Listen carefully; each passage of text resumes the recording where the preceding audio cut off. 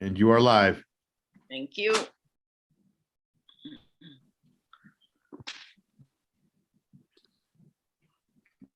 Secretary Bozay is here. Excellent. Okay. We'll go ahead and call this meeting of the Santa Fe Public Schools Board of Education to order. It is September 2nd at 5:02 p.m. Very nice to see you all. We'll start with the Pledge of Allegiance. Actually, just to note that all of our current board members are here. And we'll go ahead and start. I know we'll be doing a memorial, a little bit of a remembrance for board member Price later, but let's start just with a moment of silence to reflect on the loss of board member Price, as well as some other members of our Santa Fe Public Schools family and community, whom we miss already. So we'll just do a moment of silence.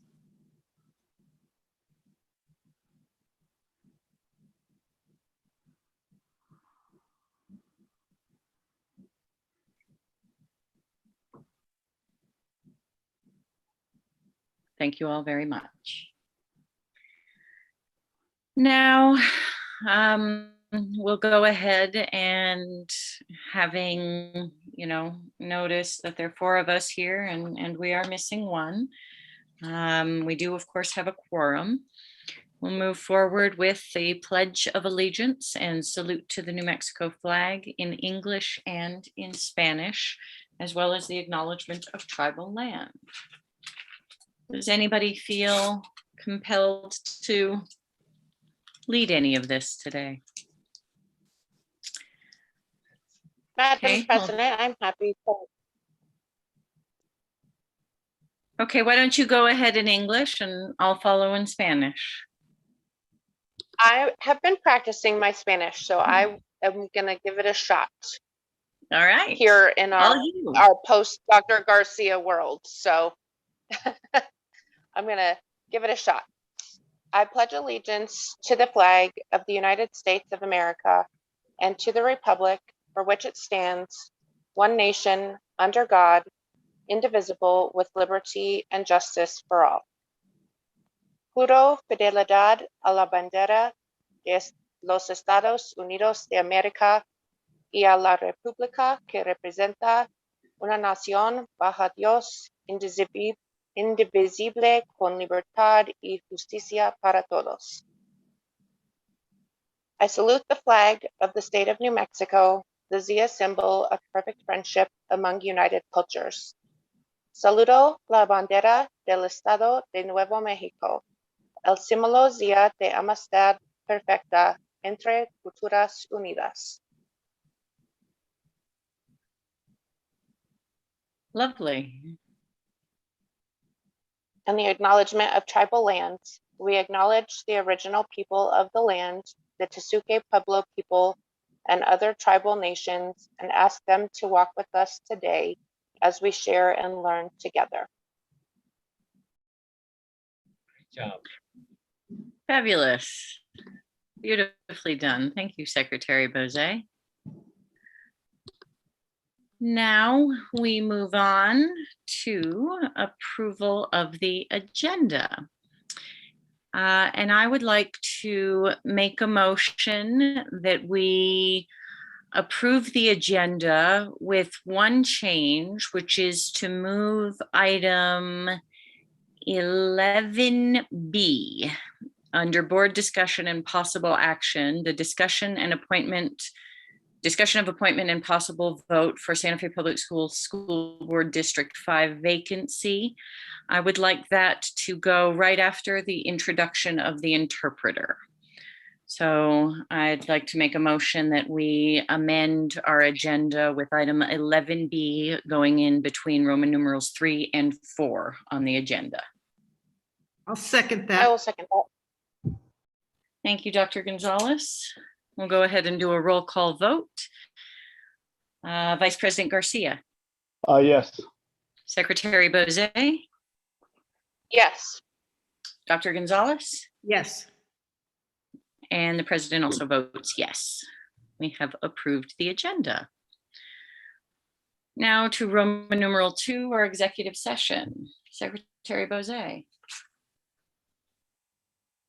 Madam President, I would like to make a motion to move the Board of Education into executive session where we will discuss threatened or pending litigation, TAA versus Santa Fe Public Schools, DPH 2122-03. I'll Second. second that. Okay, we'll say Vice President Garcia seconded that. And we'll go ahead and do a roll call vote going into executive session. Vice President Garcia, Yes. Secretary Bozay, Yes.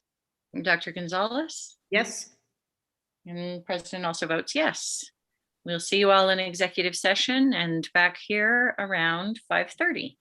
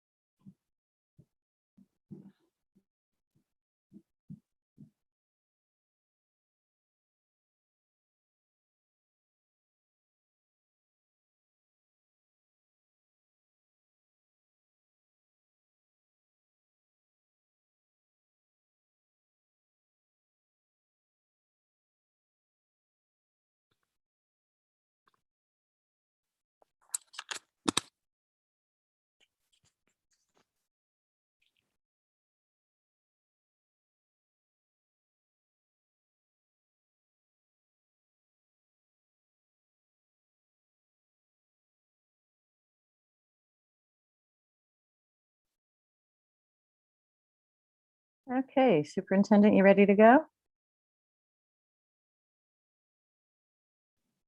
Yes, ma'am. All right. Secretary Bozay, do you want to bring us back from executive session?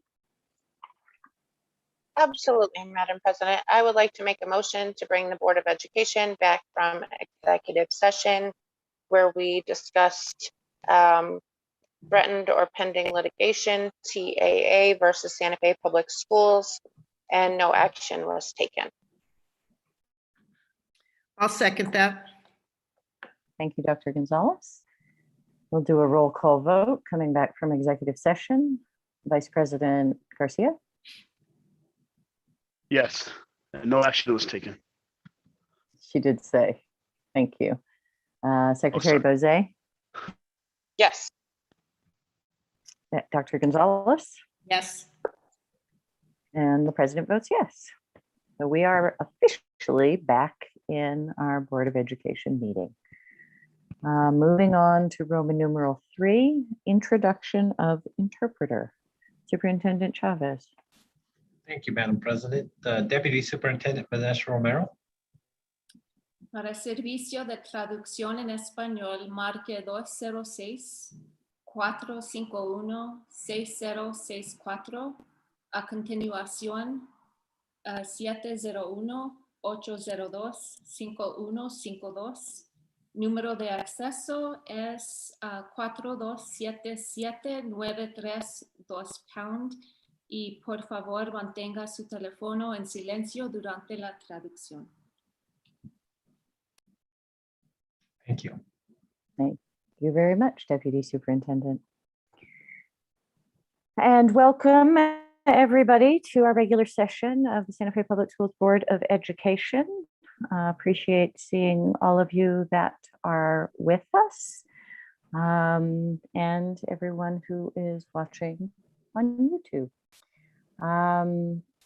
As per our amended agenda, we are now going to move to item 11B as listed on the agenda, which is discussion of appointment and possible vote for Santa Fe Public Schools School Board District 5 vacancy. This is, of course, the vacancy that we now have on our board due to the passing of longtime district superhero Lorraine Price.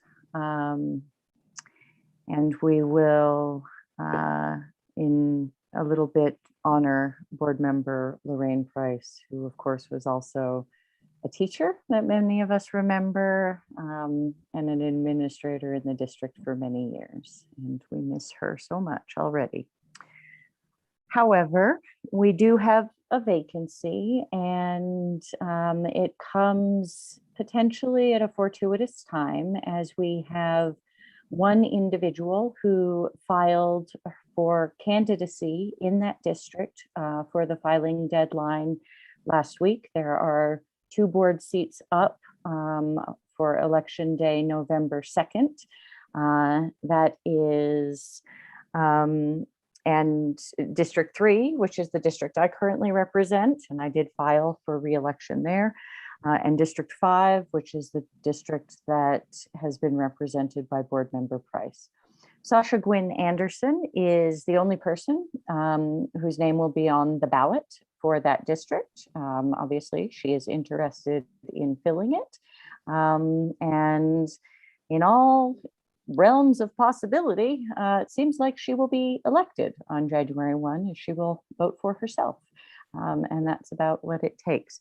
So I would like to propose to the board that we go ahead and appoint Sasha Gwynn Anderson to the board to begin her service as an appointee. She would then take up an official elected position after the term begins on January 1. But this way we won't really spend any time without District 5 having its own board representative, which I think is very important, as that is the system we have, and a representative democracy where each of us represent a certain portion of the school district represented by certain schools. So that is the item, and I guess I will go ahead and make a motion that we appoint Sasha Anderson to the School Board District 5 vacancy effective immediately. I'll second that. Madam President. There you go. Thank you. We have a second from Dr. Gonzalez. And now, is there any discussion? Dr. Madam Gonzalez. Chair, this- I worked with Sasha, and I think she's a great choice for this, and she will be our representative come January. So it makes a lot of sense to bring her in now, to me. Thank you. Thank you. Vice President Garcia. Thank you for bringing this forward, Madam President. I also agree with Board Member Gonzalez. Some big shoes to fill for Mrs. Anderson, for Ms. Price. Like you mentioned earlier, gonna miss that lady. She's very vocal, and she did a lot of things in her life, and especially a lot of civil service for the school district. But I'm great with bringing Mrs. Anderson forward, and thank you for bringing this forward. As you mentioned, we actually do need to appoint somebody to that seat. And once again, thank you for bringing this forward. Thank you. And I'd also like to say that I think Ms. Anderson is an excellent candidate, and very glad that we have sort of a clear path to having representation for this district. And just also want to say that if we do, as I'll call the roll in a moment, approve this motion, Ms. Anderson will be a full voting member of this board effective immediately.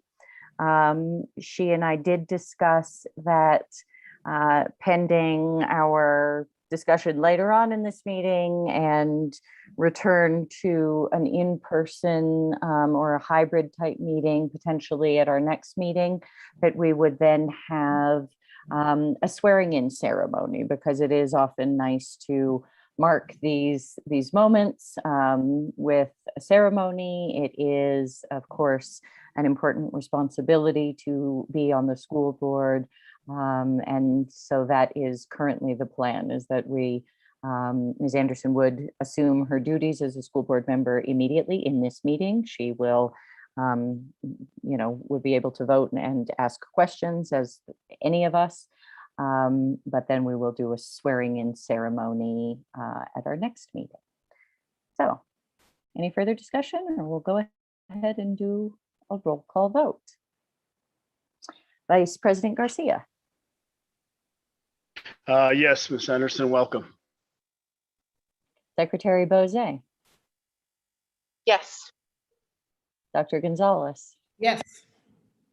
And the president also votes yes.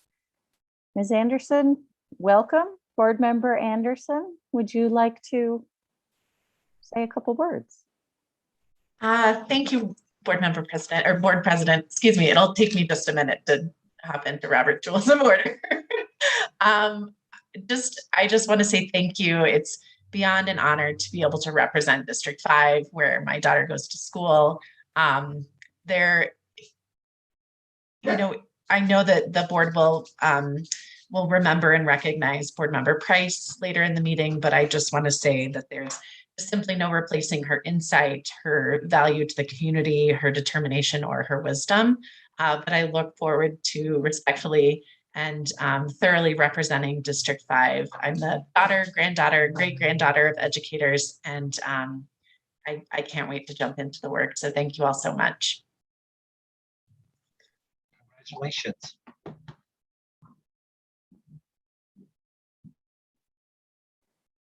Thank you. Congratulations and welcome to the board. And I will say, for you, Board Member Anderson, and for all of us, what Lorraine Price said to me when I first joined the board, which is, the team at the district has a lot to do. Don't make too much extra work for them. And it's something that I valued again and again. And you know, I would say she'd repeat to me, I liked it in person because she'd grab my arm and say, you know, especially when we had a complicated issue, remember, they have a lot to do. Don't make too much extra work for them as a board member. So, you know, we will miss board member Price's knowledge of the district a huge amount. And it is incumbent upon all of us who remain on the board and try to do this work with her and many other wise people who've gone before us in mind, to keep that in mind and the perspective of all that the district folks have to do, because she, of course, worked in the Santa Fe Public Schools for so many years. But anyway, we have a representative for District 5, and that is wonderful. And Ms. Anderson, as I said to you previously, but please, you know, stop us at any point. That's your right as a board member. But certainly everyone here is, well, most everybody here is educators and is here to help you learn. And usually we all learn something, even if we think we know the answers to begin with. So whatever, please don't be shy, whatever you need to know to ask questions. Okay, moving on to our school board showcase, often the most fun part of our meeting. We start with Salazar Elementary in District 5 and artwork from there. Superintendent Chavez. Board President Noble, I'd like to take this opportunity to introduce one of our newest assistant superintendents, and she was the principal last year at Woodgorm, Second Madre, with Miss Kathy Casaus, and she is actually the supervisor of Salazar Elementary. Ms. Casaus. Board President Noble, members of the board, and Superintendent Chavez, it is my honor to introduce Julie Skoglin, principal at Salazar Elementary. Good evening, everyone. President Noble, board members, Superintendent Chavez. Pleased to be here with you tonight and to introduce our amazing art teacher, Miss Anna Gibson. She was a special education teacher. She has a master's in social emotional learning, and she supports our students' self-esteem, cultural awareness, personal growth as individuals through their expression in art. And she has done so many huge projects that support social awareness and multiculturalism. So we're super pleased to have her as our art teacher. She is one in a million. And she has created a slideshow of student art all done during the pandemic, with a couple of students talking a little bit about their artwork at the end. And our digital coach, Aoife Runyon, who supports all of our digital efforts. Cody has been on campus filming several classrooms today. So thank you to Aoife and Cody for helping us to present tonight.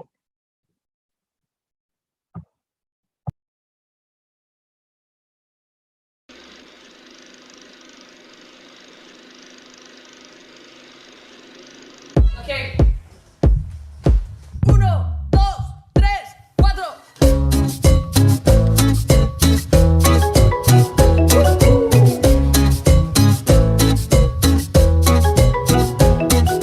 Tú y yo podemos ser de otros lugares, pero nos brilla el mismo sol. ¿Para qué querer vernos iguales si el paisaje es a color? No le pongas mucha atención a las cosas malas, mi amor. Échalas afuera, suelta la cadera, siente el ritmo de esta canción. Cariño, love es nuestro idioma. Love es nuestro idioma. Sin palabras puede hablar, tu corazón pone a bailar. Se dice love es nuestro idioma, baby.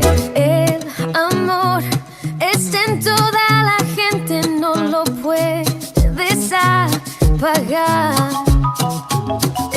Deja que tu mente sea el puente que te traiga a este lugar.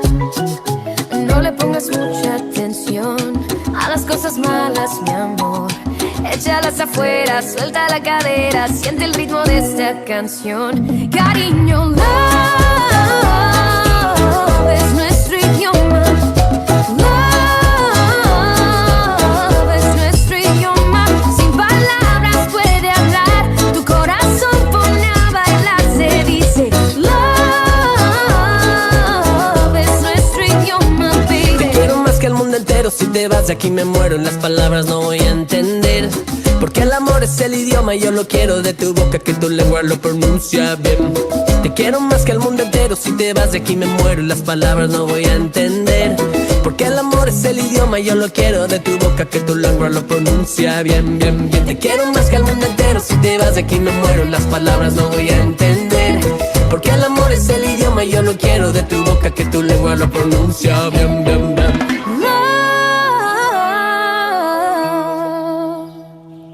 Love, sin palabras puede hablar, tu corazón pone a bailar. Se dice amor es nuestro idioma, baby. Love es nuestro idioma. Love es nuestro idioma. Sin palabras puede hablar, tu corazón pone a bailar. Se dice love es nuestro idioma, baby.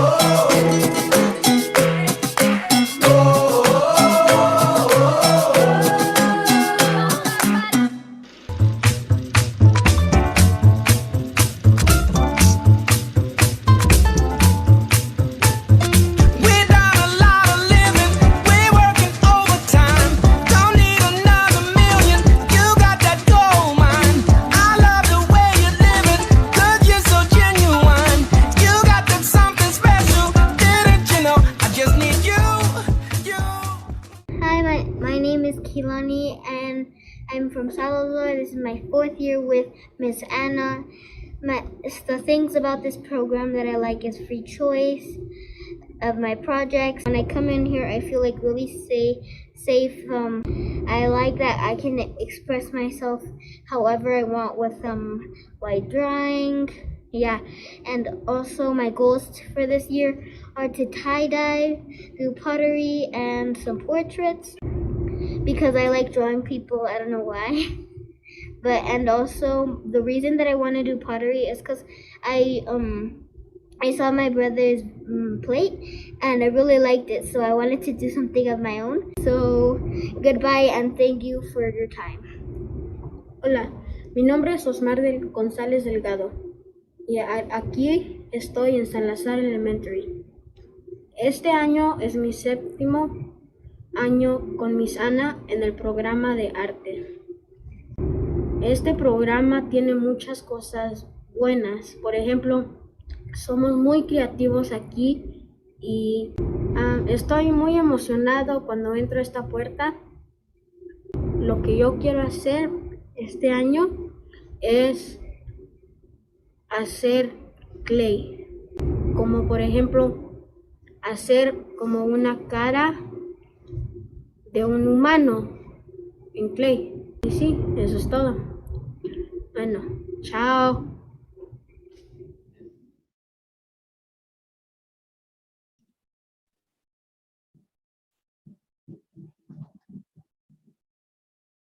Fabulous. Thank you for letting us share. Thank you so much for being here. That was glorious and inspiring. My goodness, the art is so good. Okay, moving on with our school board showcase. Item B is the Santa Fe High School Choir. Superintendent Chavez. Thank you, Board President Noble. I'd like to take this opportunity to introduce you to Miss April Pickrell. She is the Santa Fe Public School Music Coordinator. Ms. Pickrell. Good evening. Thank you so much for inviting us to perform for you. Caleb Heaton is the choral director at Santa Fe High School and the PLC leader of the choral program in Santa Fe Public Schools. He has a bachelor's of music from Concordia College in Moorhead, Minnesota. After graduating in 2017, he moved to Santa Fe and started his formal teaching career at Ortiz Middle School. His baritone voice has been featured many times in the last 4 years by the Sangre de Cristo Chorale Solo Works. And he just finished his first show with Tri-M. Caleb was recently nominated for the new and upcoming Teacher of the Year by the North Central New Mexico Educators Association. Tonight, we present the Santa Fe High School Advanced Mixed Choir. They will perform Judea, arranged by John Levitt. The students and teachers are so excited to be able to make music together once more. We appreciate all of your support and dedication to the music education in Santa Fe Public Schools. Please enjoy.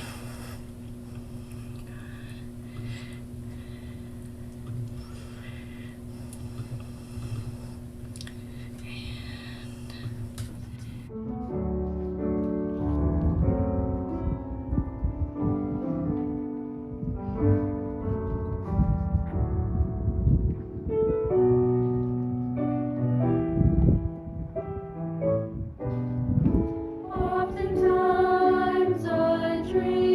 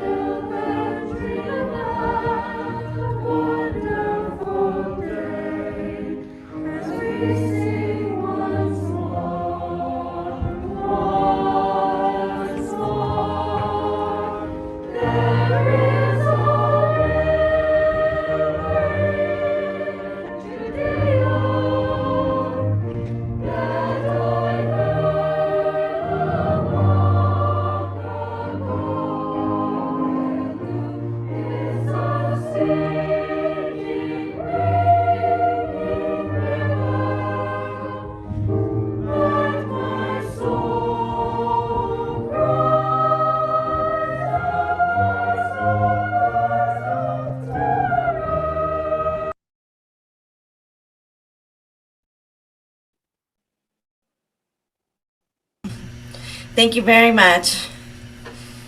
Thank you, Ms. Pickrell. As ever, good to see you. And it's so cool that they get to be back together and not doing whatever complexity of mixing we've been experiencing for many, many moons now. I don't think I've ever heard a chorus sing with masks on. It's been quite challenging. And I'm sure for who's ever leading it to not see mouths moving, my goodness. But beautiful to hear. Thank you very much. Okay, moving on our agenda, we come to Roman numeral 5, our union update. And I did see that Grace Mayer, the president of NEA Santa Fe, here she is, was here in the meeting. Ms. Mayer, nice to see you. Hi, good evening.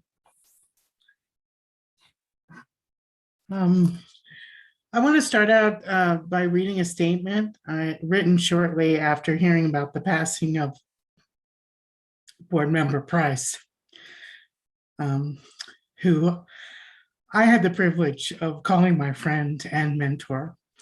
Okay, this is going to be tough for me to get through, but bear with me.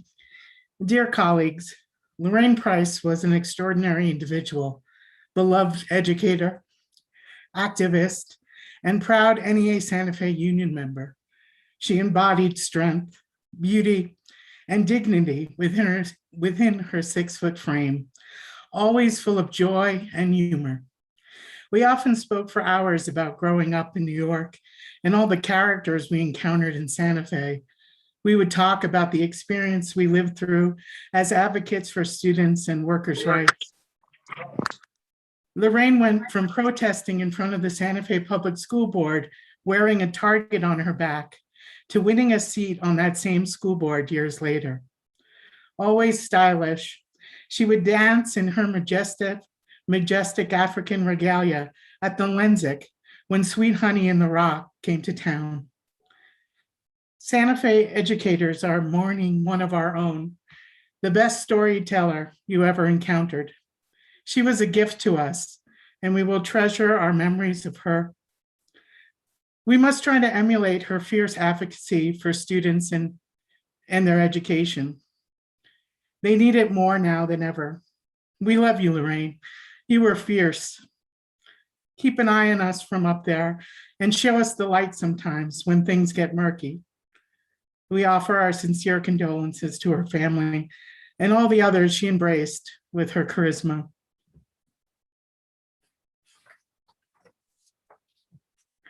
I have a candle that's lit for her right here that I made a few others that we brought down to 610 and put out. And I thank the superintendent for posting some of that on our website. I appreciate that.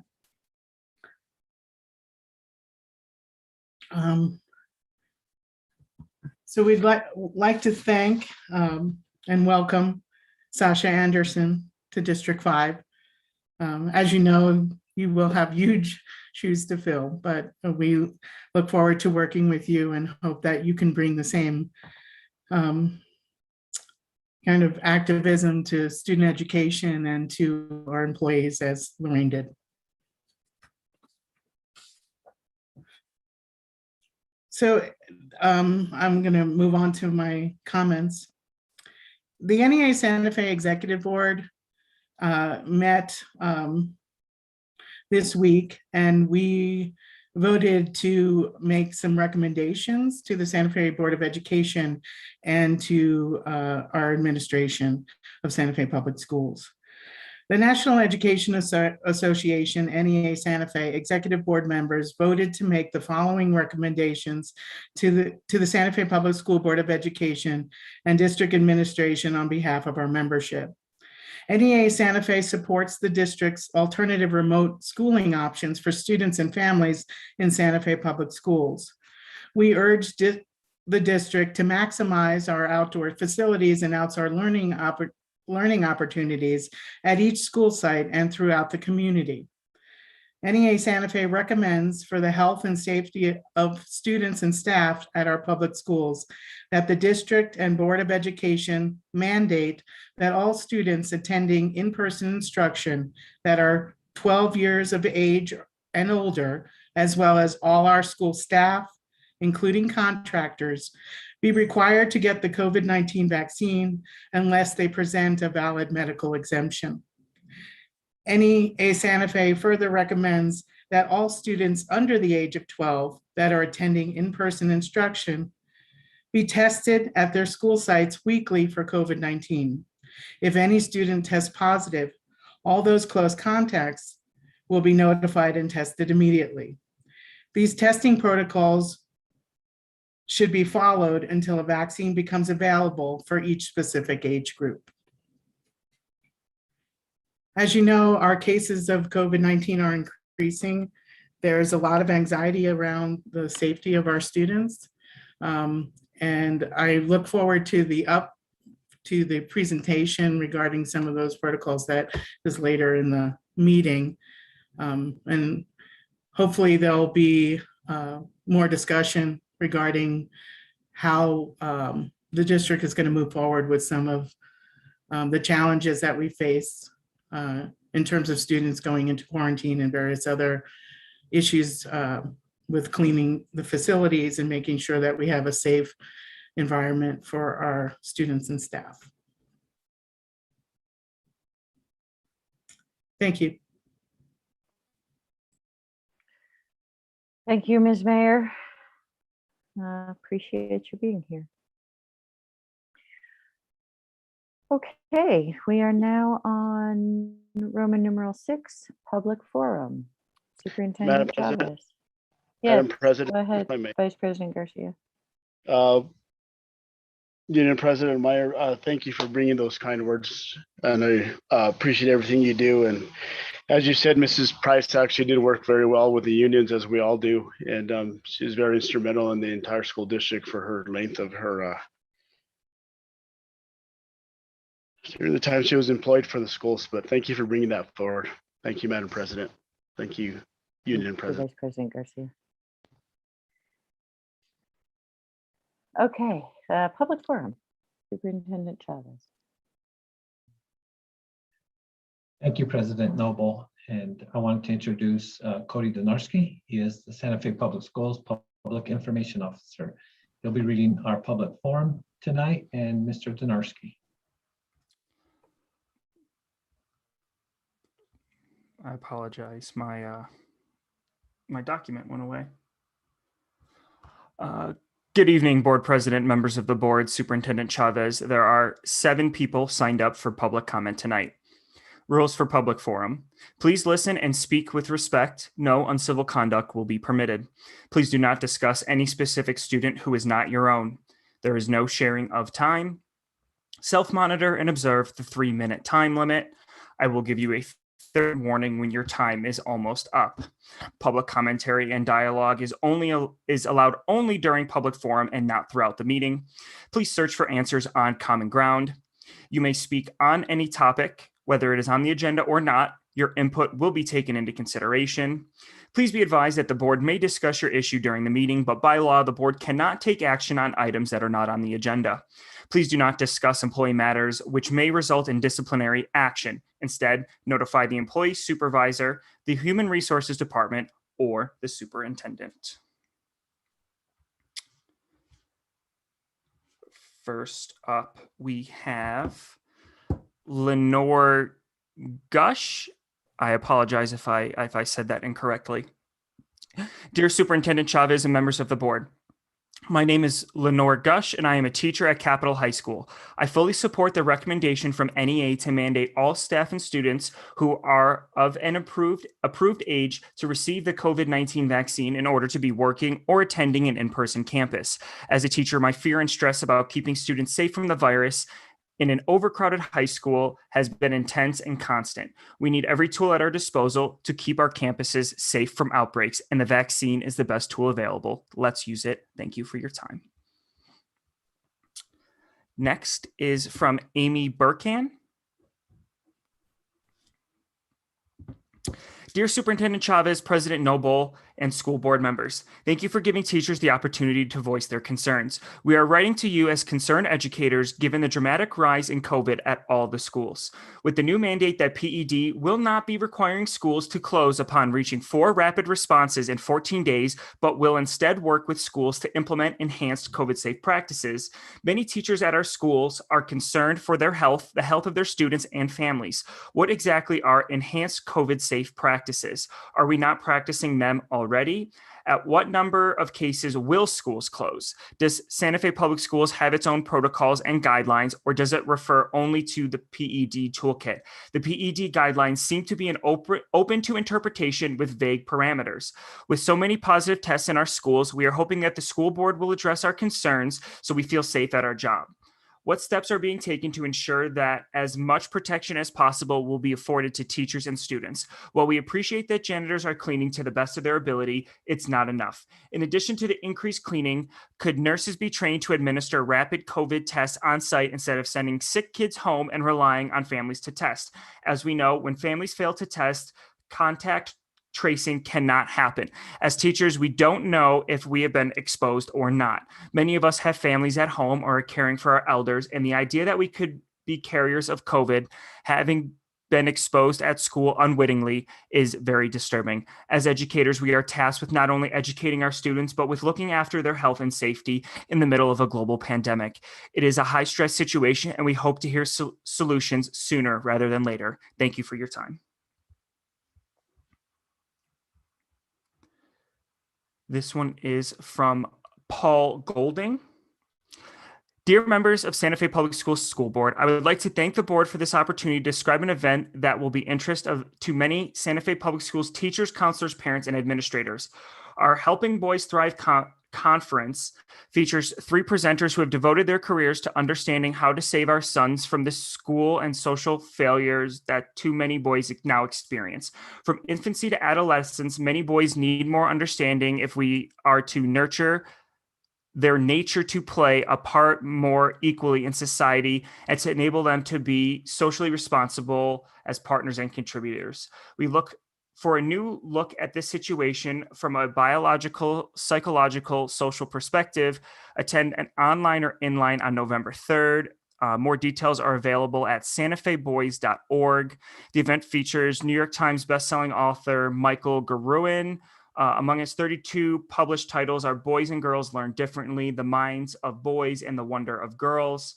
As one of the world's foremost gender experts, he presents with an engaging and dynamic style using case studies, visual aids, such as neurological scans and interactive demonstrations to help the audience better understand and assess the needs of boys in order to intervene more effectively with them in schools and social programs. He will address 2 subjects: protecting the emotional lives of boys and understanding the relationships of trauma, poverty, and learning. Our second presenter is Marianne Hill, who will speak about inspiring communities to invigorate healthy fathering with a special focus on encouraging greater father and male role model involvement in preschool education. Tim Wright, the third presenter, will speak about forging the spirit of boys through healthy rites of passage. He's the author of Raising Sons in Me Too World and a host of weekly international podcasts on the wonder of parenting, a brain science approaching parenting. The next comment is from Susan Rodriguez, Dr. Susan Rodriguez, I apologize. My name is Dr. Susan Rodriguez. I am a Santa Fe resident. I have been a volunteer for the past 8 years through communities and schools, primarily in second grade and primarily in schools that serve disadvantaged families. My purpose in addressing you is to describe to you my considerable concerns regarding the pressing problems I'm seeing this year and ask you for your help in solving them. As a consequence of variable student participation during the online learning period of the pandemic, what I have observed this year is huge disparities in ability among the children within a given classroom, paired with class sizes as high as 25 to 29 students in the lower grades. Almost all the students I've seen could benefit markedly from one-on-one time with a teacher or another adult, but that one-on-one time is not available to them. Some of the second grade students I'm working with are the gifted ones who are reading and working well beyond their grade level, but for them, there is no teacher time available to provide the extra stimulation they need. These kids often refer to drawing or to cutting and gluing paper as a way to fill their school time after they quickly complete their assigned work. At the other extreme are the second grade children who cannot write their name, recognize the letters of the alphabet, read it all, or count to 20, and who do not even know how to hold the pencil. These enormous disparities in ability among the children within a single classroom are made worse by the behavior problems of some students that likely were exacerbated by inadequate social skill development over the year of the pandemic. One of the greatest challenges a teacher faces is to determine the level at which to teach in order to reach the students in his or her class. With the size of the inter-student disparities I've observed in the classroom this year, there is no obvious way for a teacher to do this. There are too many kids in the classroom and they are too diverse. There are few resources to whom the teachers can turn to enable one-on-one or even small group instruction. With class sizes as high as 25 to 29 students in the lower grades, the teachers have their hands tied and they cannot provide the instruction their students deserve. I have observed that teacher burnout is already a significant concern. As a concerned member of the Santa Fe community, I'd like to ask the board to think creatively about how to address the pressing problem. How can you lower both class size and intra-class heterogeneity in order to ensure that all children are given the opportunity to flourish as much as they can, and in order to support our wonderful teachers and administrators? Unfortunately, I don't have the answers for you, but I do feel it is important to share with you what I've observed thus far this year and to ask you to make addressing this problem a high priority. Please find a way to lower class size and within class disparities. Thank you for your time.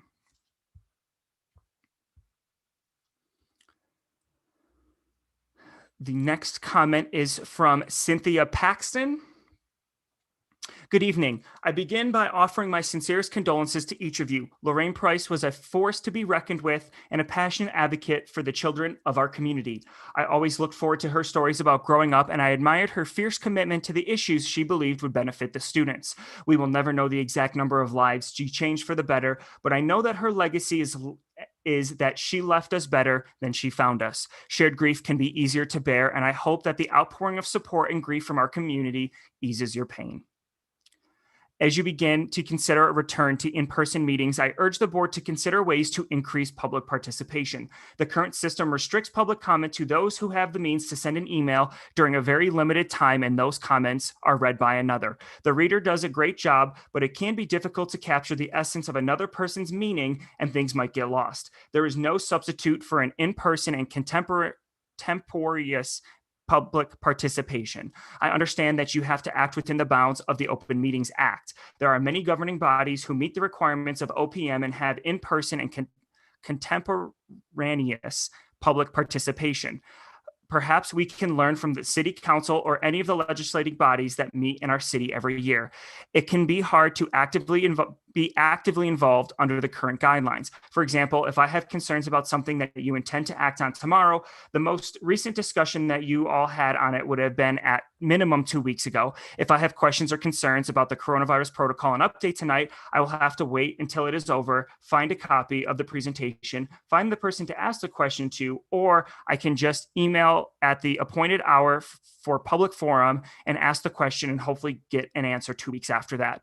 Whether you have an in-person or remote meetings, I am only authorized to have 3 minutes of questions or concerns. Where does the 3-minute limit come from? Is there some guidance that says 3 minutes per person is adequate for an agenda that has as many as 20 items on it? I understand asking people to be concise and to not duplicate their points, but why the limit of 3 minutes? I believe that you have an opportunity here with public engagement. As we emerge from the worst of what COVID has had to offer, we are going to enter a recovery period. Some of the students did not fare so well during the at-home time. Please invite the resources of this community, including parents, guardians, and families, to the table to help you serve our students. Thank you.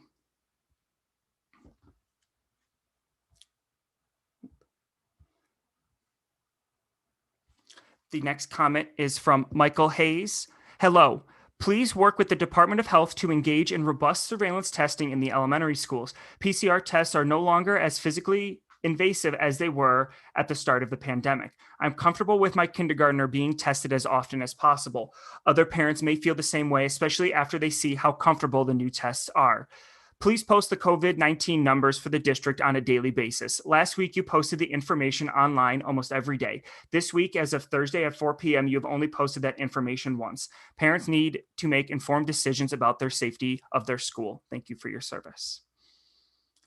And the last public forum comment for tonight is from Connie Torres. Dear Santa Fe Public School Board, I am writing in as a very concerned guardian of a Santa Fe High School student and the consistent violence happening on the Santa Fe High campus. Since the start of the school year, my child has reported seeing at least 5 fights that have happened on campus and during sport events in just the first month of school. With increasing news of school shootings and suicides due to bullying happen locally and nationally, it really makes me wonder, what is the Santa Fe Public School Board and the district doing to stop the violence happening in our own schools? I was shown a video on social media of a girl at Monday night's football game physically being assaulted and drug by her hair across the pavement after saying she doesn't want to fight and attempting to leave. Seeing these types of videos circling social media is extremely alarming. Where is security, administration, supervision? How can we trust that the additional demands of COVID precautions and safety measures are being enforced when the student's safety cannot be supported simply being on campus and attending school events? We have already lost too many of our local youth in Santa Fe to violent crimes. Too many students have gotten hurt physically and psychologically. The violence happening in our schools needs to be addressed. I ask that the school board and superintendent work in close collaboration with Santa Fe High to address the ongoing violence happening on its campus. Strong initiatives need to take place to support programs such as the See Something, Say Something program, where violence and bullying in school is acknowledged and addressed for the severe issues that they are. Schools should be a safe haven for students. Sporting events should be a time for students to embrace school spirit and community.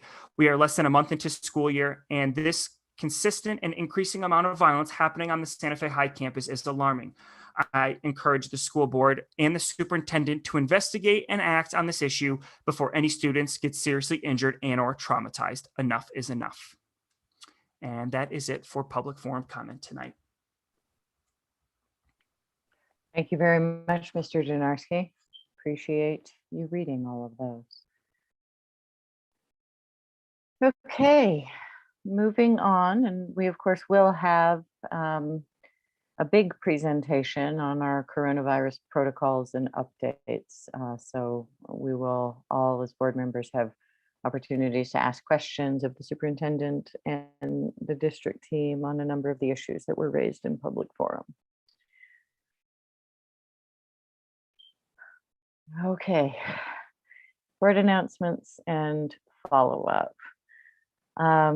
Honoring board member Lorraine Price. Of course, I want to give an opportunity for board members, and I would open it up to members of the district team if anybody wants to say a few words here. But I believe Superintendent Chavez, we have put together a short remembrance of board member Price. We have, and thank you, Board President Noble. Just wanted to take this opportunity to thank everybody who reached out to us. Number one, President Grace Mayer, who showed up Monday morning prior to 8 o'clock to help set up a little memorial in our lobby. She brought a picture, a candle, some flowers, and we had a moment of silence out there as well. You know, it's a very difficult time. It was shocking to say the least. And it was somebody that I grew to know. I loved our 20-minute, 30-minute, 40-minute conversations, and it's going to be missed. And again, even preparing our presentation tonight, getting ready for the board meeting, board member Price was always on my mind. So with that being said, we want to take this opportunity to show you a little montage and dedication to board member Price.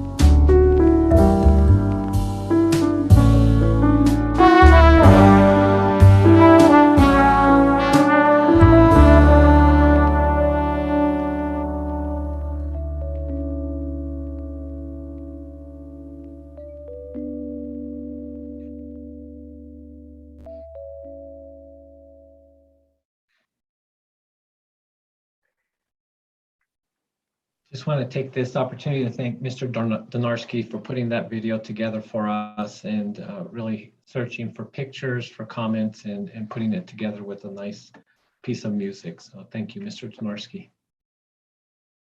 Yes, thank you. And I have a brief statement that was sent to me by Dr. Veronica C. Garcia, who of course worked a long time with Board Member Price.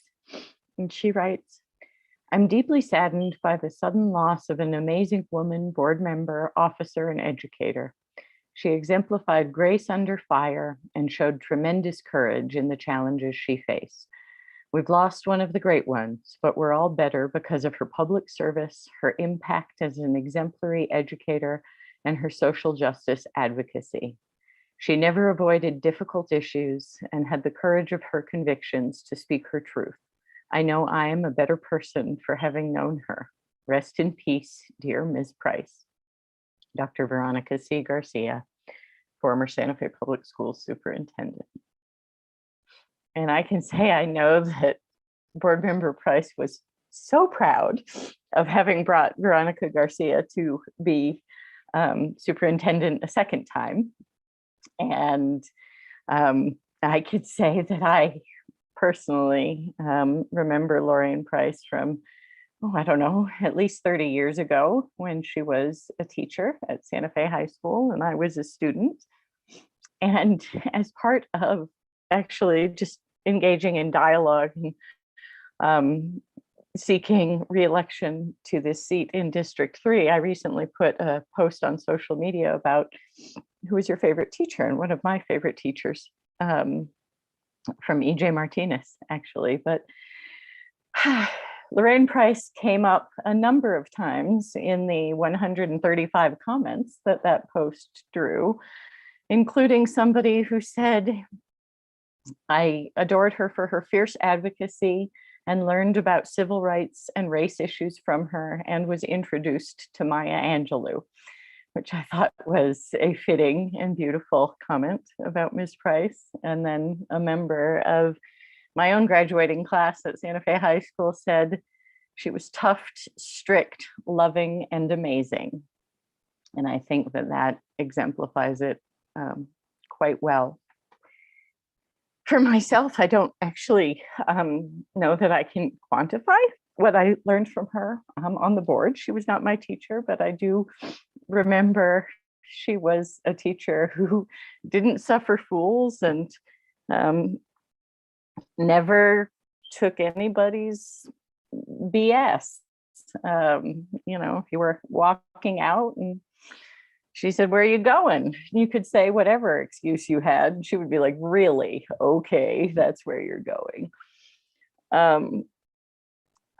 I am really struck by the gap that she leaves in terms of the long knowledge on the district and all that she did. And I think that Ms. Mayer said it incredibly well. In that, she was fierce and we learned a lot. And I feel very lucky to have talked to her a lot in the week before she passed. I still have a message she left me on my voicemail that I can't quite delete, but we talked about a lot of things, her fierce belief in line with what we heard from the NEA tonight, that teachers and staff and contractors should be vaccinated. And a couple of times we exchanged messages because she told me that she was listening to her music too loud to hear the phone ring. So I know that she passed at home with her music, and that gives me some comfort, but I miss her and I'm a little bit in awe that I am now the longest serving member on the school board. And I will probably be saying lots of things that she used to say to me. And I hope that for a long, long time, I can still hear her laugh. But ultimately, I guess I would say that, as I think one of the public comments said, we cannot quantify what Lorraine gave to this district. She was fierce, she was fearless, she was amazing. And we have gained so much from her that is incalculable. So I miss her. Anybody else? Dr. Madam President. Gonzalez. Madam, We'll go to Dr. Gonzalez first and then you, Vice President Garcia. I'm very grateful I got to work with her. It wasn't long enough and it was mostly on Zoom. So I didn't get the full effect of what the rest of you have gotten. But I saw the fierceness and the dedication to making things right for students. I think one of the students I think that you read said she was tough.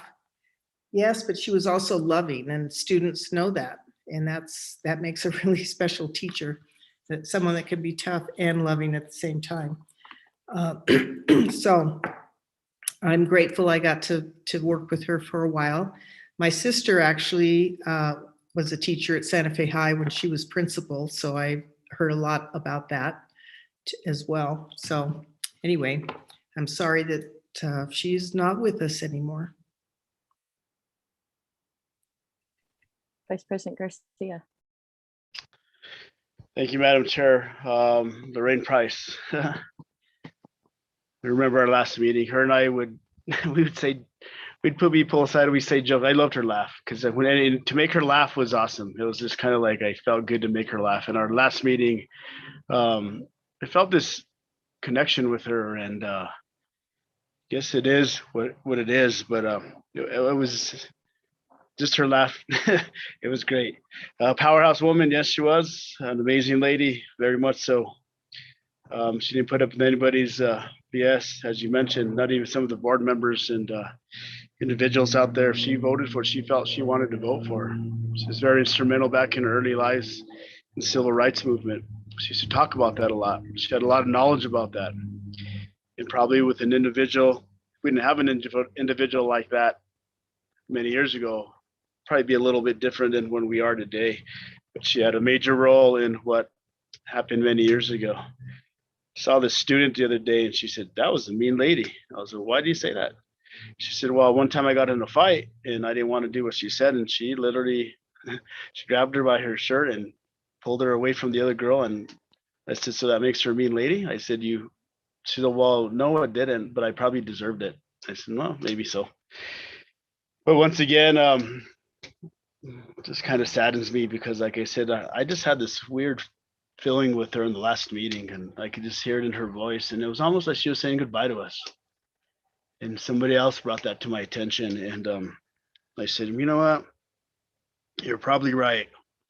And that's how I took it, and that's how I felt it after that individual told me that. Appreciate the staff during the times that many of us saw her getting a little ill and frail. Our staff, under Dr. Garcia's leadership, as well as the deputy superintendent, we took care of her and we made sure she got home safe, and we made sure she got to the meeting safe. And thank you, staff, and all of her colleagues, as the president of the union mentioned, and everybody that was touched by Miss Price. It's actually a good feeling to be touched by a lady like that came from back east and came to this place called Santa Fe, New Mexico. Why did she pick this place? For a reason, obviously, because she cared. If you look at every one of those pictures that are in her, that they just showed, you could see it in her eyes and you could just see it in her heart. She had passion for this district and for the things that she believed in life. And she'll be missed, and definitely missed by me, because I have to laugh with her. They're laughing, the jokes are nice to tell. It was great. It was awesome when we come out of executive session. I actually love that moment. And miss you, Miss Price, and take care of us up there. Appreciate it. Thank you, Madam President.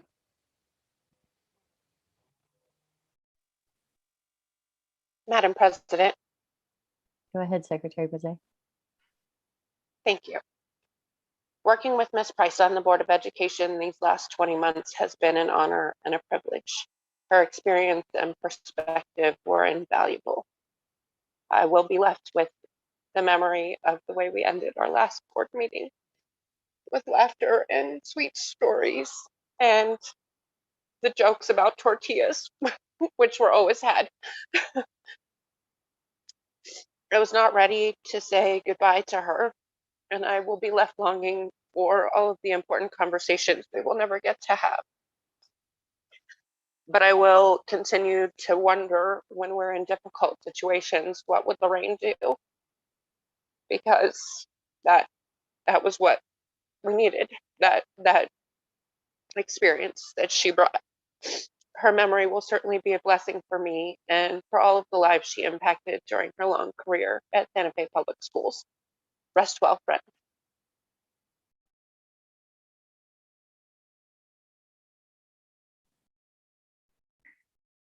Would anybody else like to say a few words? Madam President, if I just would like to add something, if I may. Go ahead. I'd like to give special thanks to ex-board member, State Representative Linda Trujillo and her husband. They actually did care for Miss Price, and they went totally out of their way to help Miss Price out. And by helping her, helped us out. But I would just like to thank State Representative Linda Trujillo. Thank you, ma'am. Thank you, Board President. Thank you.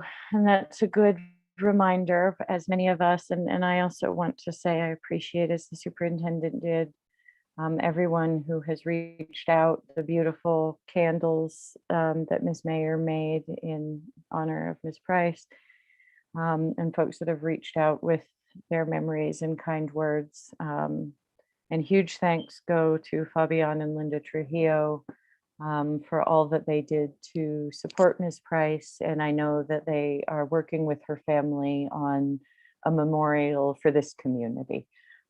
So we, as the superintendent has said, we'll keep everybody who is interested informed when and how that will work. But I think there are still efforts to plan something for a memorial in this place that was her adopted home. Any other comments? Well, thank you very much. I appreciate what Secretary Bozet had to say. If, we can ask ourselves, what would Lorraine do? As I said, there are many, many things that I think will remain in my brain that she told me about how to be a board member. And of course, Lorraine Price's passion was public school and this district. And we owe her a lot and can do a lot in her memory to keep this a strong and equitable system and push to make it better and better and not be afraid of anything, because she really wasn't. Okay, thank you all for this piece of honoring our departed board member. We'll move on the agenda to Roman numeral 8, superintendent announcements and follow-up. Superintendent Chavez. Thank you, Board President Noble. Just 2 announcements tonight before we move on to the presentation. First one is Santa Fe Public Schools Math Summer Adventure Camp was featured in Ed Surge. If you remember, we had this presentation at our previous board meeting. In the August 10th article entitled "Acceleration is Better Than Focusing on Learning Loss," this unique summer school shows why. The design of the Santa Fe Public Schools Summer Adventure Camp was described as exemplifying some of the best emerging acceleration strategies. It said, while the high energy and excitement is palpable and quite a change from the traditional summer school model, the Math Adventure Camp program stands out for other reasons as well. In many ways, it anticipates what many in education hope will become the norm for post-pandemic teaching and learning. Just want to say thank you to Mary Massey and also Peter McWayne, who really took charge of this summer school opportunity for our students. Our Educational Technology Insight features Dr. Neil Weaver, Chief Information and Strategy Officer. In the web publication, Dr. Weaver discussed Santa Fe Public Schools' efficient transition to remote learning starting in March 2020.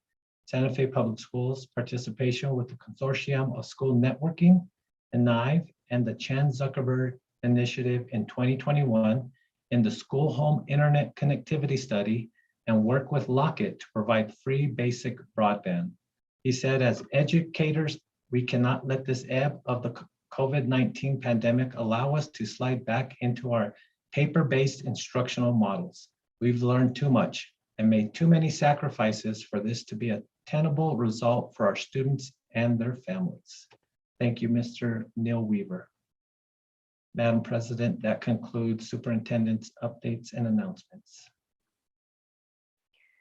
Thank you, Superintendent, and congratulations to our Math Summer Adventure Camp and to Dr. Weaver.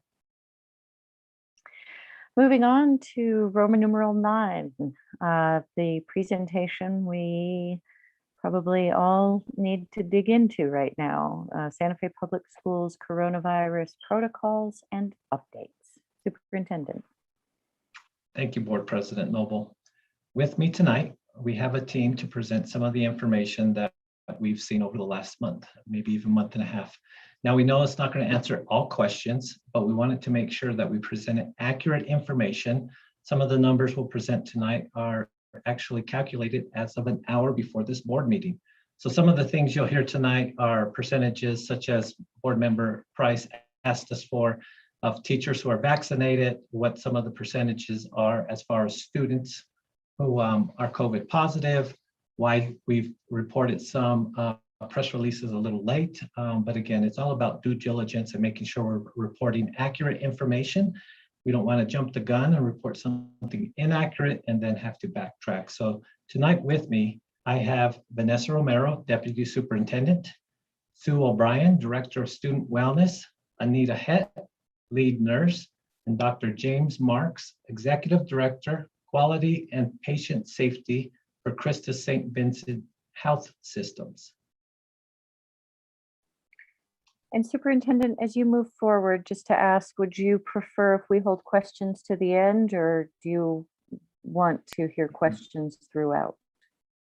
I think to get through this presentation, maybe if you could hold them to the end and then just reference the slide, and we could get back to that slide whenever somebody has a question. Okay. So for board members, please do note down the number of the slide. We hope they're numbered, or at least reference the slide somehow. They're usually pretty good at knowing, and we'll hold our questions to the end and then go through. Great. Thank you. Mr. Donarski? Thank you, sir. So again, tonight is really to address and present some of the information, protocols, updates, and making sure that we are nimble, and we're going to pivot to make sure it's a safe learning environment.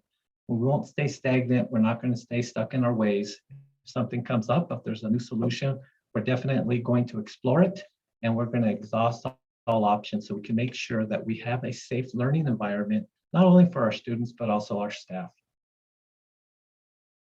All right, Mr. Donarski, slide 2. So late last week, we had 2 updates to the NMPED toolkit. We had them actually presented on August 23rd, and then an update on the 24th. And we just got issued a new update this evening, which we didn't have time to review to include in this presentation. So as you can see, we have a lot of updates to the toolkits. We're going to make sure that we're thoroughly combing through any updates and guidance so we can make sure that we're aligned with DOH and the New Mexico Public Education Department. So within this new toolkit, alignment to the new CDC guidelines as far as mask usage indoors for everyone. As you guys all know, Santa Fe Public Schools announced the mask usage by all indoor individuals on July 30th. So we were roughly a month ahead of whenever this mandate came out. Update to surveillance testing requirement, testing each week of 100% of faculty and staff who have not provided evidence of the COVID-19 vaccination. And also, if they do not want to show proof of the vaccine, then they are considered unvaccinated and would have to participate in the 100% of weekly testing for our staff.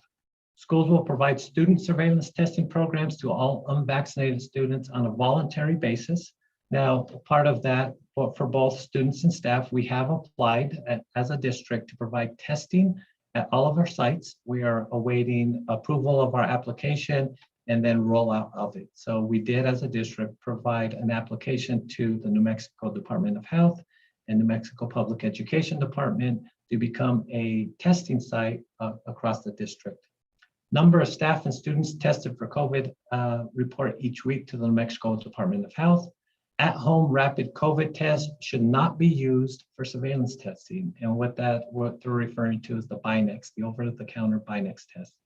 It is recommended that those who have tested positive at home, the rapid test confirm that the results with a test performed by a healthcare provider. So we are referring to a PCR test. Next slide, Cody.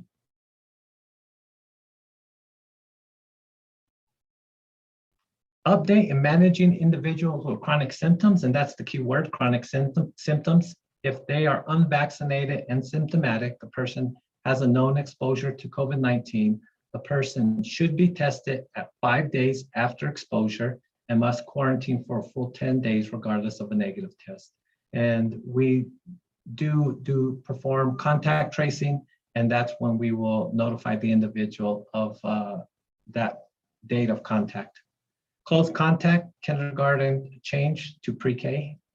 In the pre-K through 12 setting, including transportation, the close contact definition excludes students who are within 3 to 6 feet of the infected student where both students were engaged in consistent and correct use of well-fitting masks. So we want to always encourage our students to wear masks at all times, make sure it's covering the mouth, the nose, and it's form-fitting to the cheeks. We don't want any mask below the chin, and we really are reinforcing with our site principals to really push for the proper wear of masks. If they do not want to comply, that is students, then we'll call them in to have a discussion and make sure that they understand what the requirements are to stay in person as far as on-site for instruction. Alignment to CDC guidance on high-risk sports and in counties with high transmission rates. Right now, the high transmission rates are pretty uniformed across the state, and those high-risk sports include football, wrestling, soccer, anything where you see a lot of contact. For all indoor activities, masks are required for everyone, including students, staff, spectators, and community and family members. And again, we had this in place late July that anybody coming on campus would be required to wear masks. Now, for outdoor activities, that is not a requirement at this point. That is just highly encouraged for them to wear masks. Cody, next slide.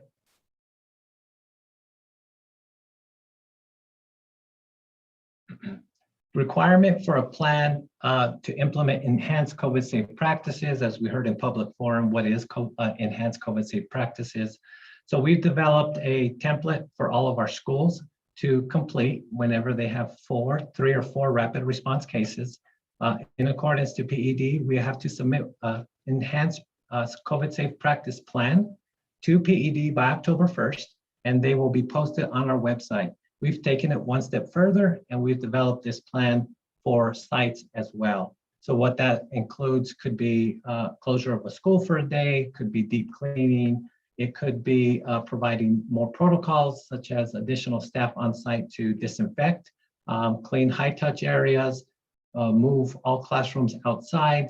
So those are the enhanced protocols that could take place whenever we receive 3 to 4 rapid response cases within 14 days.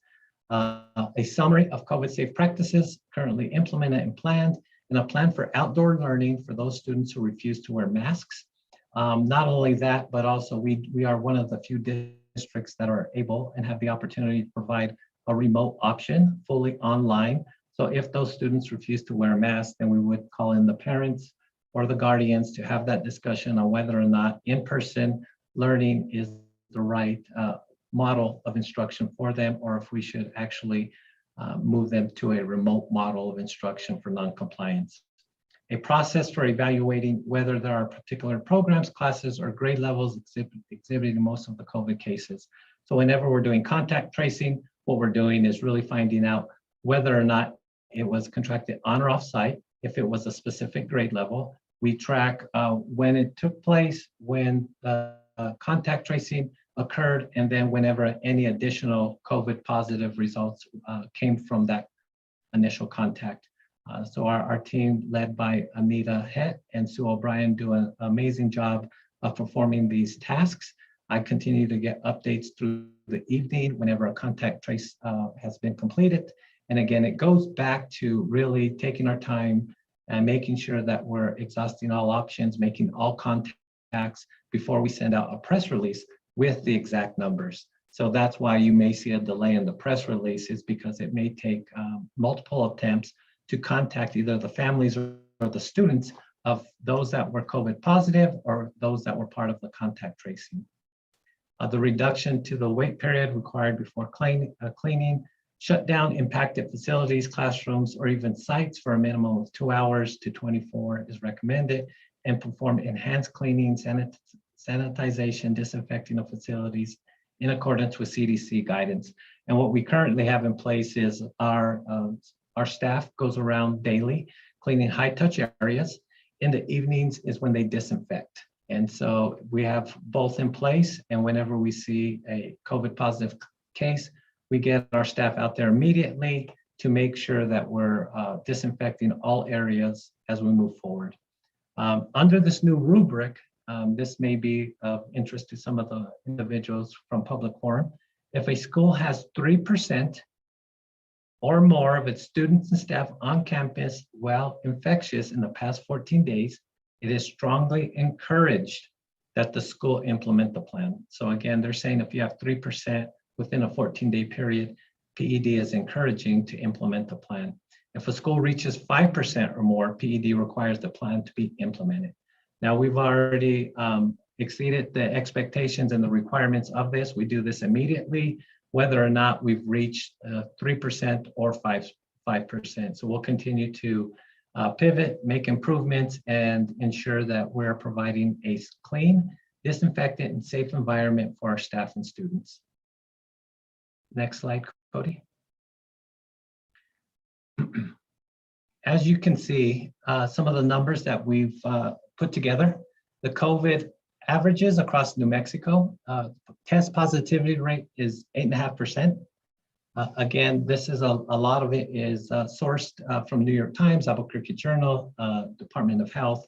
77.6 with one dose of the vaccine. Across the state, we have 67.7% as completed, and then 59% ages 12 to 17 with one dose, and 47 ages 12 to 17. Reason why we're making sure that we announce these numbers very clearly is it's going to go into our future slides as to what the percentage of staff are vaccinated and what it looks like moving forward. Within Santa Fe County, 0 to 9, we've had 714 cases, 10 to 19, which is usually our secondary students. We've had 1,514 cases. Again, this is in Santa Fe County, not Santa Fe Public Schools. 88.9% of residents with one dose of the vaccine, so just under 90%. We have a very high rate of those individuals receiving the vaccine. We have 78.6% that have completed both doses. And again, ages 12 and up, we've had 67% of individuals vaccinated as of September 2nd. Slide 6, Cody.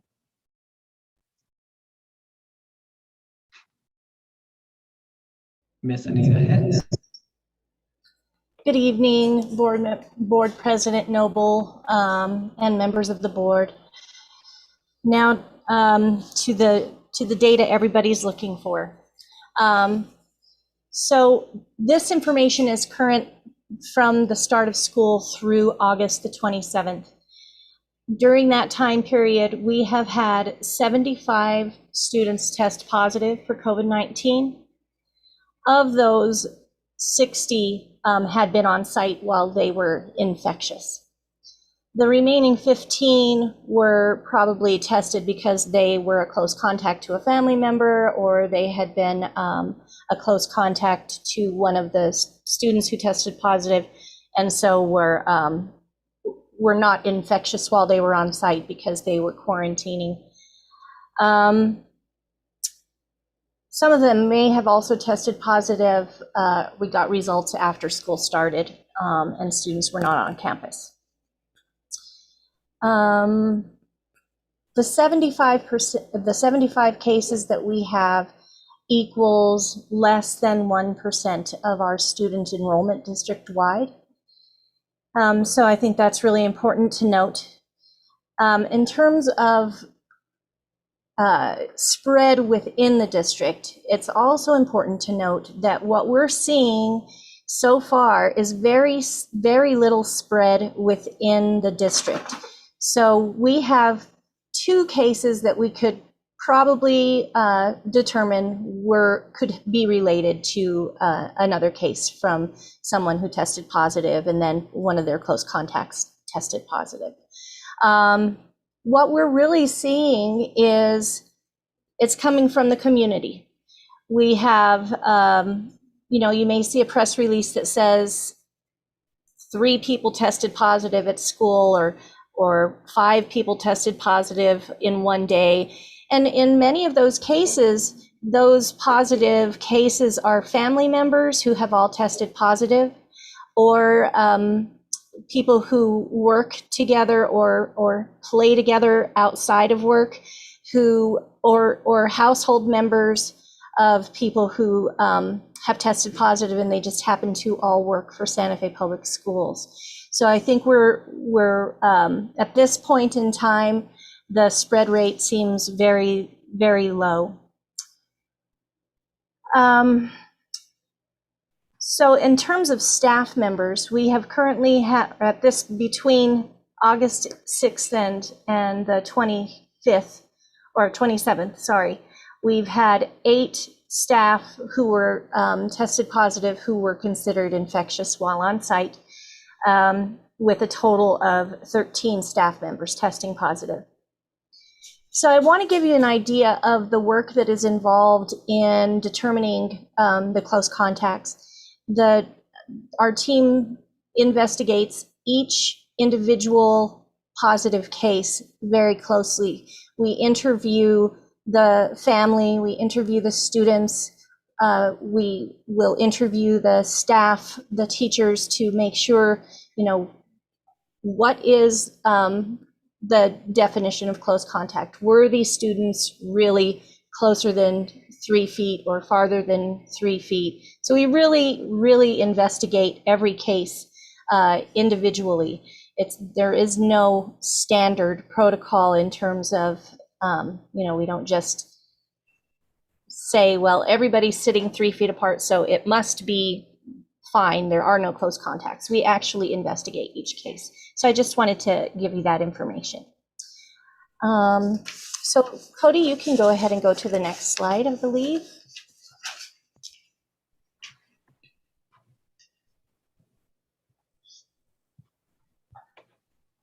I believe Sue was going to take this one. If not, I will take it.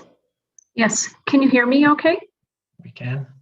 Great. Thank you. Good evening, Board President Noble, members of the board, and staff and the public. Kind of on the heels of what Anita is talking about when we're looking at the numbers of staff and students' impact with COVID. I have been working alongside with Anita and Annika Benya, who is our COVID response specialist, really trying to gather as accurate information as we can about our vaccination status. Where are we? Where are we with staff? Where are we with teachers? And proudly, we're at 93%. We have teacher vaccination rates. So what we did was we divided it up into 3 different sections. We had pre-K through 6, we have grades 7 through 8, which is generally our middle school, our traditional middle schools, and then we have our high schools at 9 through 12.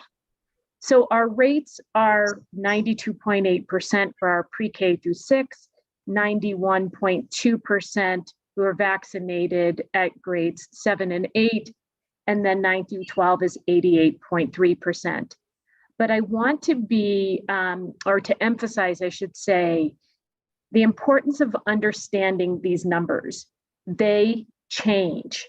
Part of our challenge in collecting this information was, well, I learned an enormous amount. One is, as we were putting out requests for this information at our school sites, we learned, like, okay, we have some teachers, for instance, at Desert Sage, who are teaching all subjects.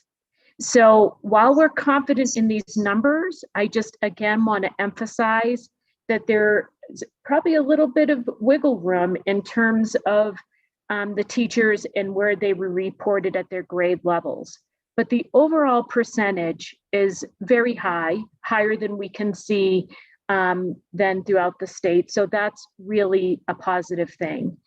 Some of the things or the barriers that I faced and Annika faced and Anita while we were gathering this information is we still have vacancies. We have ongoing hiring. So if you can imagine, we start with one list of staff members and it's very shortly outdated at the end of the day. So that's why I just want to be really clear about how quickly these numbers and these percentages can change. What I'm anticipating is that over time, that they're going to get, I would say, cleaner, if that makes any sense to you. We have new vaccination status. So while we have an unvaccinated rate, so those people who we know are not vaccinated, we still have people who are partially vaccinated, waiting for the second vaccine, and then those who we may not know about. So even though we put and constantly putting out information or requests for information back, we have folks that have not responded. So I think that's just really important to know in this bigger picture. We had staff that changed from one site to another, like teaching sites. And then, of course, we had district emails. So as people were getting hired and onboarded, they didn't necessarily have the email. So like I said, I'm anticipating that these numbers are going to shift a bit, but I think we're in good standing, getting information. And then the biggest challenge that we faced was in very short order, where we had been, especially for summer programs, we had been doing surveillance testing for staff in summer programs and obviously custodial, transportation, and maintenance. And then all of a sudden we had to go to everyone, doing surveillance testing for everyone. So I'm, as I said, again, we're looking to see how those numbers are going to change. Specifically, as people get vaccinated, those numbers will change. Thank you. Next slide, Cody.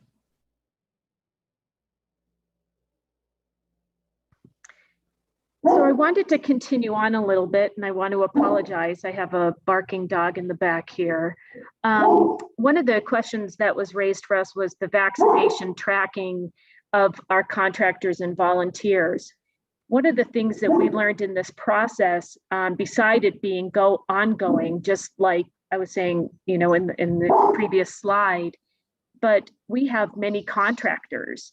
So it has been really department dependent.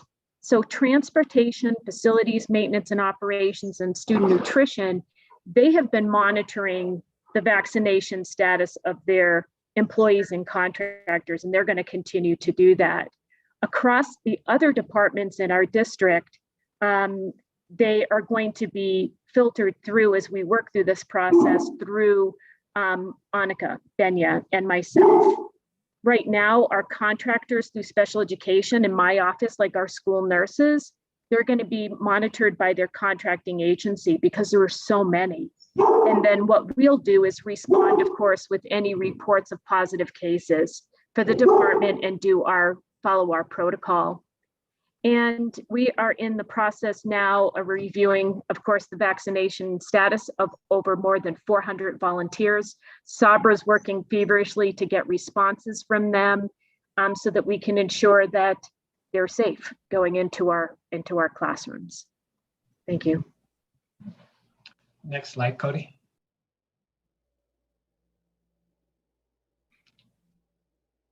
Again, COVID by the numbers, just to wrap it up, we did have 4 schools on the watch list, and those 4 schools were Capital, El Camino, Chaparral, and Gonzales.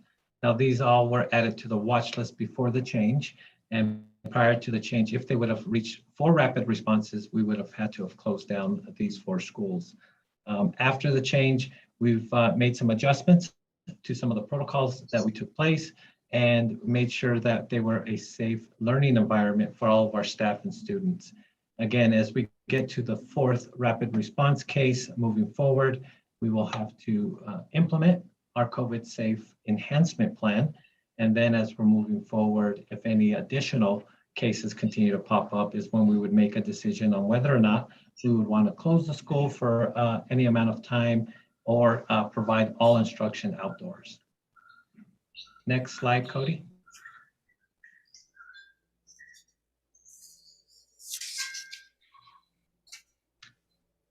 Deputy Superintendent Romero. Thank you, President Noble, members of the board, Superintendent Chavez. This particular slide addresses how we report to our families, reporting of all cases to the public through news releases. And this has been the same protocol that we used last school year as a way to inform the entire community. School-wide notification of COVID positive cases. Each school will continue to notify their particular community. And that's been through emails or the press releases being pushed out to the families of that particular school site. Parent and staff notification if there are close contacts. If parents are not notified, their student is not a close contact. And we want to reiterate that if you're not contacted as a parent, your child is not considered a close contact. And then something new beginning September 7th at our elementary grades or schools K5 or K6, we'll be notifying parents of the classroom with students of 10 or more students in attendance. And we're doing this to protect confidentiality. And I'll just reiterate that all notification methods are under review and we're open if we need to make any changes. Next slide, Cody.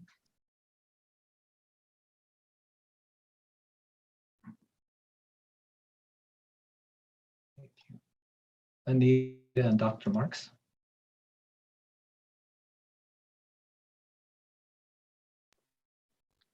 I just want to say welcome, Dr. Marks, and thank you for being here. Thank you, Superintendent and board members for inviting me. All right, well, we have several options for surveillance testing currently. The Department of Health offers PCR testing. There's vault testing, which is free to all New Mexicans. Curative offers testing as well, and we have the schedule further down on the slide. Schools will be able to offer Binax now testing within a few weeks once we start to receive everything that we need in order to be able to do that. We have to get our CLIA waivers and get our labs set up. And so anyway, these are options currently offered for surveillance testing services for staff and students. And Dr. Marks, would you like to add anything about the PCR testing or the Binax? Yeah, so about the Binax testing, that is available actually off the shelf at Walmart, I think, or CVS. They actually offered that. We don't want to encourage at-home testing with Binax Any Binex testing should be done at the school after you receive your CLIA waiver. So just to make sure that that is clear to the parents as well as everyone else, that that testing should only be done under controlled circumstances when you know who you're testing and that the testing method and collection method is consistent with what the CLIA waiver requires. The PCR test offering by Curative, it sounds like a good option. I don't know if that is going to be available for the schools to actually do on site. It looks like they're only offering it to the public limited hours and in limited locations right now. At Christus St. Vincent, we are doing PCR testing, but only for people who are symptomatic. We are not doing asymptomatic testing. And as you know, with the governor's public health order for healthcare workers to be vaccinated or qualify for exemption, then they are responsible for reporting their negative test each week. And we're not providing that as a service at the hospital. The employee has to provide that. So they're using Curative, they're using the Vault test, and also Access Health also does testing for PCR and antigen testing as well.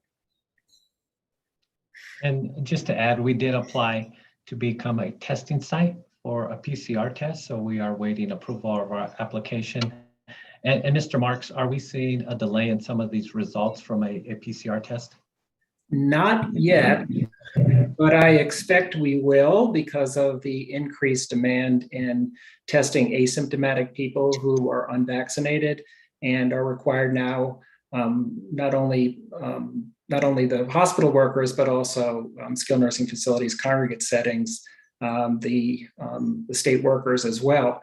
And what this is going to actually do, keep in mind that when you start testing all those people who are asymptomatic, the test positivity rate is actually going to go down. So I expect there's going to be a decrease in the test positivity rate this week and next week and the following weeks because there are so many asymptomatic people who need to be screened in order to go to work. And I'm assuming you're going to be increasing the numbers by testing unvaccinated teachers, and then all of the students you're going to be testing, you're going to be putting them into that pool of people. And again, that test positivity rate is probably going to go down artificially because of the number of people who are getting tested now. Great, thank you. Cody, next slide.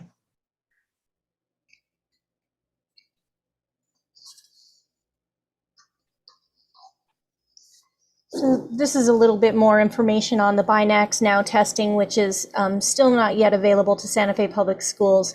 But this is some of the information on what we'll be doing. But it is important to note that Binax Now is not a PCR test, it's an antigen test, and the antigen tests are not as accurate. Right now, the Department of Health and the PD require PCR tests for any acute symptoms. So any student that gets sent home or any staff member that gets sent home, we have to have a PCR test result. So the Binax Now will help us, but ultimately we really want to be doing the PCR testing at schools, which we will be doing soon. And it is important to note that even though we are vaccinated, most of us, over 92%, there are breakthrough cases now. And so the Department of Health and the PED have made it so now any symptomatic individual, whether they're fully vaccinated or not, needs to isolate and get tested. And they have to have a negative PCR test result in order to return to school or to work. Any unvaccinated individual who has had a known exposure to a person testing positive for COVID has to isolate or quarantine for 10 days and is required to get a test, but they still have to continue their 10-day quarantine.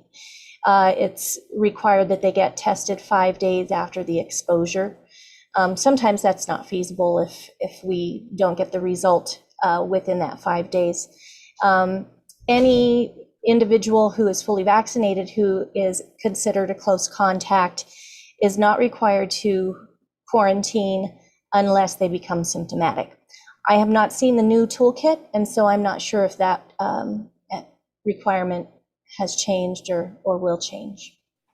And that's a great point, Anita. There was an update sent out today, so we will be reviewing the toolkit tomorrow. Next slide, Cody.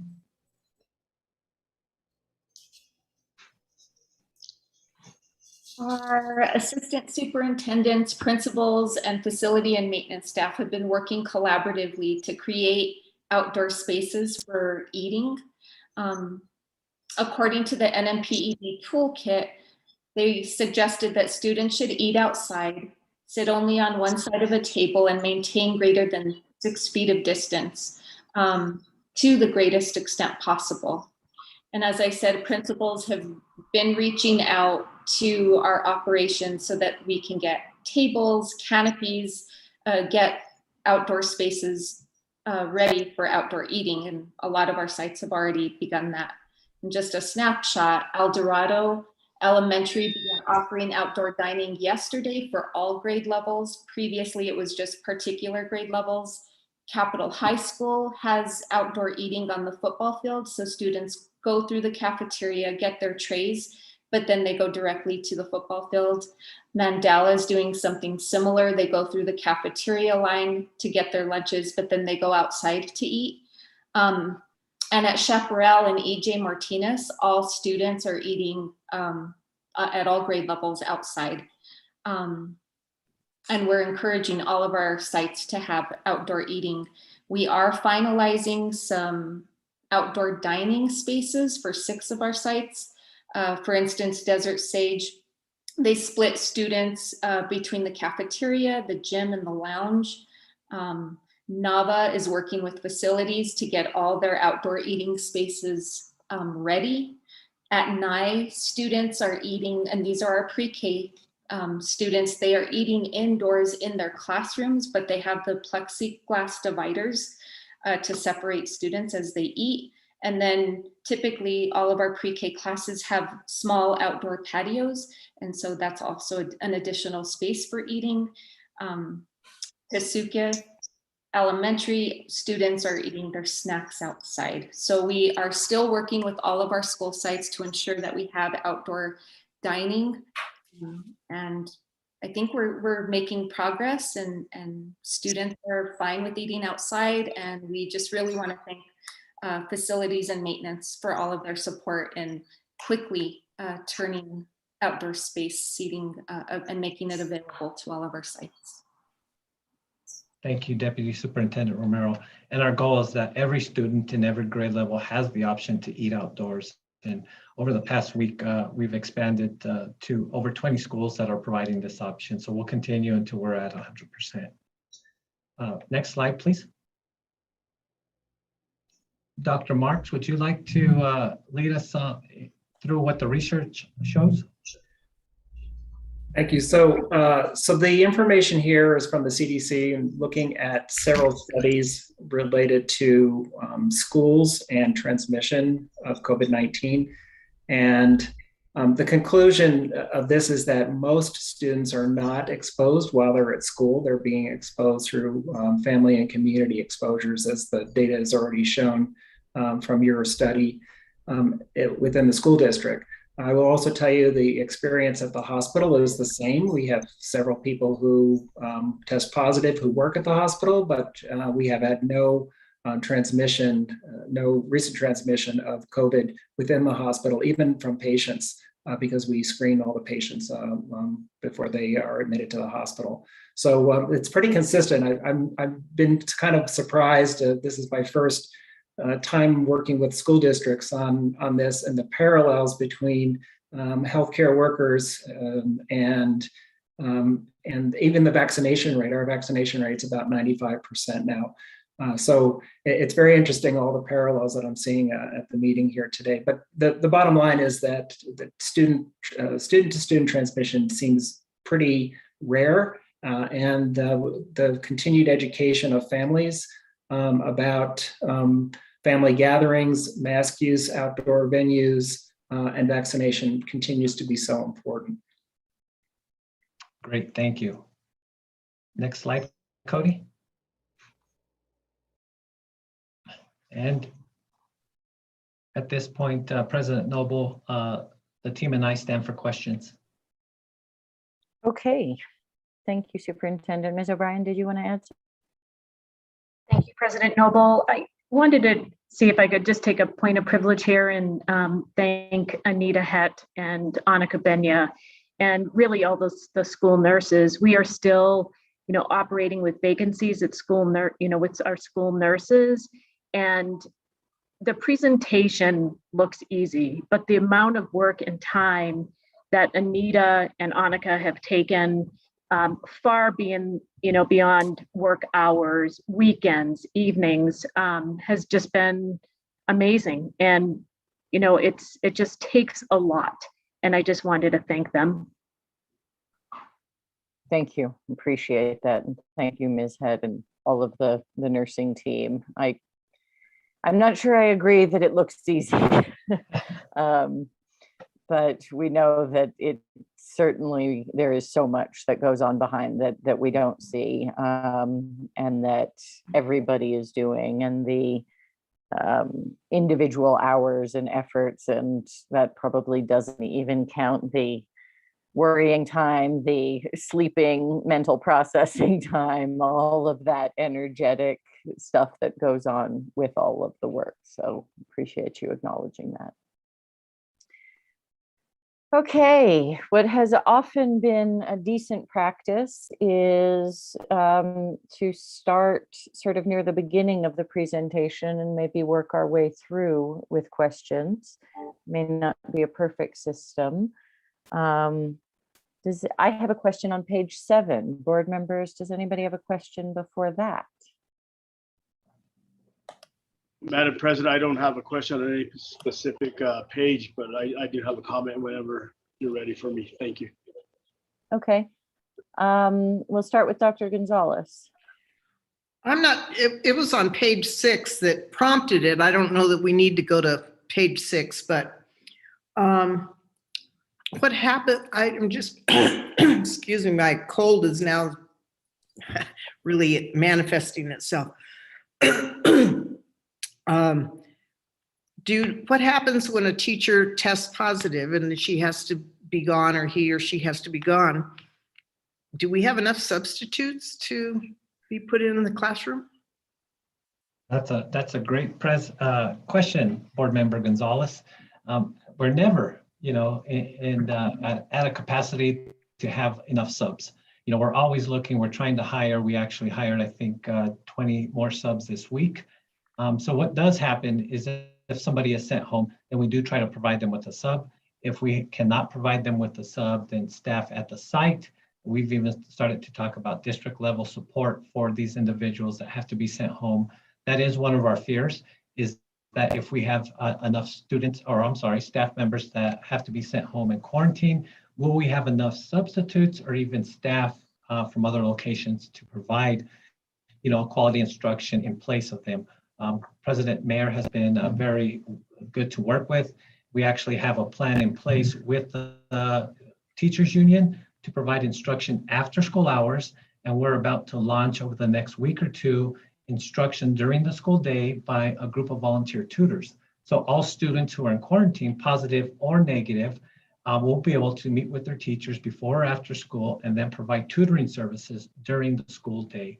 So we are going to try to meet the needs of the students that are in quarantine, and we are always trying to recruit more substitutes. And even at the district level, we've talked about trying to provide that assistance. I know Assistant Superintendent Morano has actually gone to Aspen to help out there and has sit in the principal's position so she could actually complete some of her work. So again, we're all trying to pitch in, but that is one of the fears of probably not only our district, but districts across the state. Sure. And I have one more. So a student, I have some concern for students if they're sent home and they're kindergarten or early elementary, and no one's at home. And I had a parent that stopped me at the grocery store the other day and said that she just got back to work and that she hoped, like everything, that that her student wouldn't be sent home because she doesn't have any leave, or, you know. So what happens in those cases? Well, in those cases, it's very difficult. And that's one of the big discussions that we have around if we ever had to transition to a remote model of instruction, is who is going to stay home with the students at an early age because their families, mom and dad or a guardian is back at the work site. You know, doors are open, they're back at work. And so who would be supervising these students? One of the things that we have to comply with is that they have to be sent home and they couldn't be on a school campus.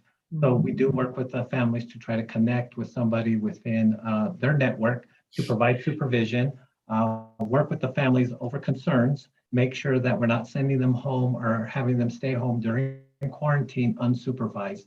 So that is a priority of ours, to make sure that the students are supervised or have at least an adult at home with them. Again, we do have that concern that now a high school age student who may be brother or sister or a cousin would have to stay home with these individuals to provide supervision. And that's the other reason why we're really trying to have support in place, not only before or after school with their teacher, but also during the school day, so we don't lose any additional time as far as instruction or increasing that learning gap. Thank you. Board Member Anderson. I had a question. I have questions on page 3, or excuse me, slide 3, and then slide 12. So maybe I could do 3 now, and then after we go through, I can loop back around with 12. My question was regarding the phrase consistent and correct use of well-fitting face masks. Do staff members have formal training on what might constitute a consistent and correct use of a well-fitting face mask and what that might look like? And welcome, Board Member Anderson. Thank you. And my apologies, I didn't address President Noble or Superintendent Chavez. So excuse me, next meeting, I promise I'll get it all correct. Well, welcome. And so to address that, we do provide some guidance. We actually have, I don't know if you've heard in our previous board meetings, a well-stocked supply of masks that range from disposables to reusables. We do try to make sure that our nursing staff on site can provide that type of guidance to staff and students, that where our administrators are actually also aware, so they can provide good redirection or instruction to students who may not want to comply with the proper mask wearing policies, and also staff. So we're trying to really educate not only district staff that are overseeing sites, but also principals, staff, teachers are some of the greatest advocates for proper mask wearing. And so, you know, we want to make sure that we're really reinforcing what proper mask wearing is. And that's why we're talking about over the nose, the mouth, and against the cheeks. Thank you. May I add one tidbit to that? The nurse leadership team created a poster that shows the correct masks, the incorrect masks, and the correct way to wear the masks. And I'm sure they're being distributed, and we can make sure that they get posted around all school campuses. Thank you. Okay, if we could go to slide 7, please, which is, in my humble opinion, one of the most important slides we have. And just, I'm guessing that the reason the fully vaccinated staff is 93%, which is actually slightly above any of the numbers below that break down by grades, is because our admin staff must have a pretty high vaccination rate to bring that average up a little bit. So I appreciate that it would seem that administrators have a very high vaccination rate. And it is really good to see that where, of course, students don't have the option to be vaccinated, which is pre-K through 6 primarily, we do have the highest vaccination rate for teachers. And let's see, I just wanted really to call that out. And everybody who is not fully vaccinated, so not represented in these percentages here, just to reiterate, they're all required to be tested weekly, correct? You are correct. Okay, And thank President you. Noble, may I Yep. add, when you're looking at the percentages, pre-K through 6, that's our largest pool of teachers. So as you start to look at the different grade levels, which means that number probably wouldn't fluctuate, but actually would add more, if you want to call it the pool of teachers that are vaccinated to that 93%. And as you move on, the grade levels start to dwindle as far as the pool number in 7th and 8th grade, and then 9th and 12th. So as you stated, you're absolutely correct. Largest number of teachers are in pre-K through 6, and they have the largest or the highest vaccination rate. Board President Noble, may I add something to that? The third bullet down, the non-teaching staff fully vaccinated, is some information that we also gathered, but that was at the school site. So that is people who were not, not considered, certified teachers. So interestingly enough, that's the 89.7%. Yeah. And I appreciate, Ms. O'Brien, your explanation of new hires and Desert Sage and the complexity of some of these numbers, because it's not a fixed system in a lot of ways. Okay, Vice President Garcia, why don't you make your comments if you're ready? And if nobody has anything between this, we'll go to slide 12 after that. Thank you, Vice Madam President President, Garcia. Superintendent Chavez. I'd just like to thank you, Madam President, Superintendent Chavez. I'd just like to thank you for, first of all, some of my colleagues did get my questions answered. Appreciate that. Just very great presentation.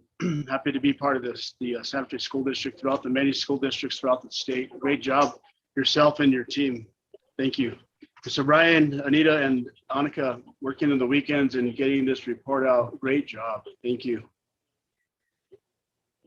Doctor, I'd like to thank the doctor for thank you for making yourself available to our public school system. Appreciate that. The information that you gave to us, to me, very valuable. Appreciate that. As in regards to the testing percentages for students, our staff, as well as our contractors, great job. And like I mentioned earlier, some of my colleagues did get my questions answered, and I appreciate that. Thank you, Superintendent Chavez and your team. Thank you, Board President. Thank you. Thank you, Vice President Garcia. Okay, we can go to, I think, slide 12 was the next one. Board Member Anderson. Thank you, Board President Noble, Superintendent Chavez. Let's see. So my question was about the time periods of isolation and negative test results. So am I understanding that someone can choose not to test and isolate for the full 10 days? And if so, my concern would just be whether or not that person could have been contagious and not, the close contacts might not know until the full 10 days of isolation were over. I'm not sure if I phrased that correctly. Newly board member Anderson, I'll take a stab at this, and then if Anita wants to, she could correct me. So part of it is during the contact tracing, they're contacted, they're identified, and then they're asked to quarantine for 10 days or provide a negative PCR test. Now, you're absolutely right. They are recommended to have a negative PCR test, but technically they can self-isolate or quarantined for 10 days without taking the PCR test. And Anita may want to add a little bit about that when it's symptomatic and asymptomatic. Yes, so the rationale for them being required to isolate for 10 days is that's the incubation period. And so if they're just a close contact or they're sent home symptomatic, we want to make sure that they're not at school while they're infectious. And so really the point here is to not come to school or work if you have any symptoms of COVID-19. And that way we minimize the risk of it being COVID and bringing potential infection to school. So I think that's a really good question and really helped me to accentuate the point of please don't come to work or to school if you have any symptoms of COVID. Anita, can I ask you to just quickly run down what the symptoms are? Sure. We all know, and thank you for asking, we all know that fever is one of the symptoms, but it doesn't have to be present to have COVID. You could have any of the other symptoms, which are chills, sore throat, cough, body aches, muscle aches, nausea, diarrhea, vomiting. So even a runny nose is a symptom of COVID. So all of those symptoms would be considered something that we would want you to stay home and get a COVID test so that you're not, just in case it is COVID, we want to make sure that you're not in school. Can I just follow up on that really quickly? Sure. It sounds like everything here is running like a well-oiled machine. I wonder if there are families or students or staff members who might delay a test, if there's anything that the district can do to sort of mitigate delays, not on the district end with notifying close contacts, but perhaps on the student, staff, or family end that might delay notifying close contact. Well, Board Member Anderson, I'm hoping I understood your question right. I think part of preventing a delay would be offering testing out at our sites. And so once we can become approved, we're hoping there is no longer a delay. There is more of a rapid, and I don't want to call it test, but a rapid process to get the individuals tested. So again, we're working on that. We've submitted an application. We're hoping once it is approved, we can get that to all of our sites. We've actually developed what you want to call maybe a rover. And that individual would provide those tests at sites that didn't have a nurse or were understaffed. So we want to make sure that we're providing the tests across the district, even if we have to employ somebody to travel from site to site. Thank you. I appreciate you suffering my rather naive questions. Thank you. Madam President, just on that note, I have a question. Go ahead, Vice President Garcia. No question, Madam President, no question is a bad question. Ms. Anderson. Superintendent Chavez, whenever a child gets tested, now that we have the flu season that's going to be coming up due to the cold weather, how are we going to go about, let's just assume a student gets tested today and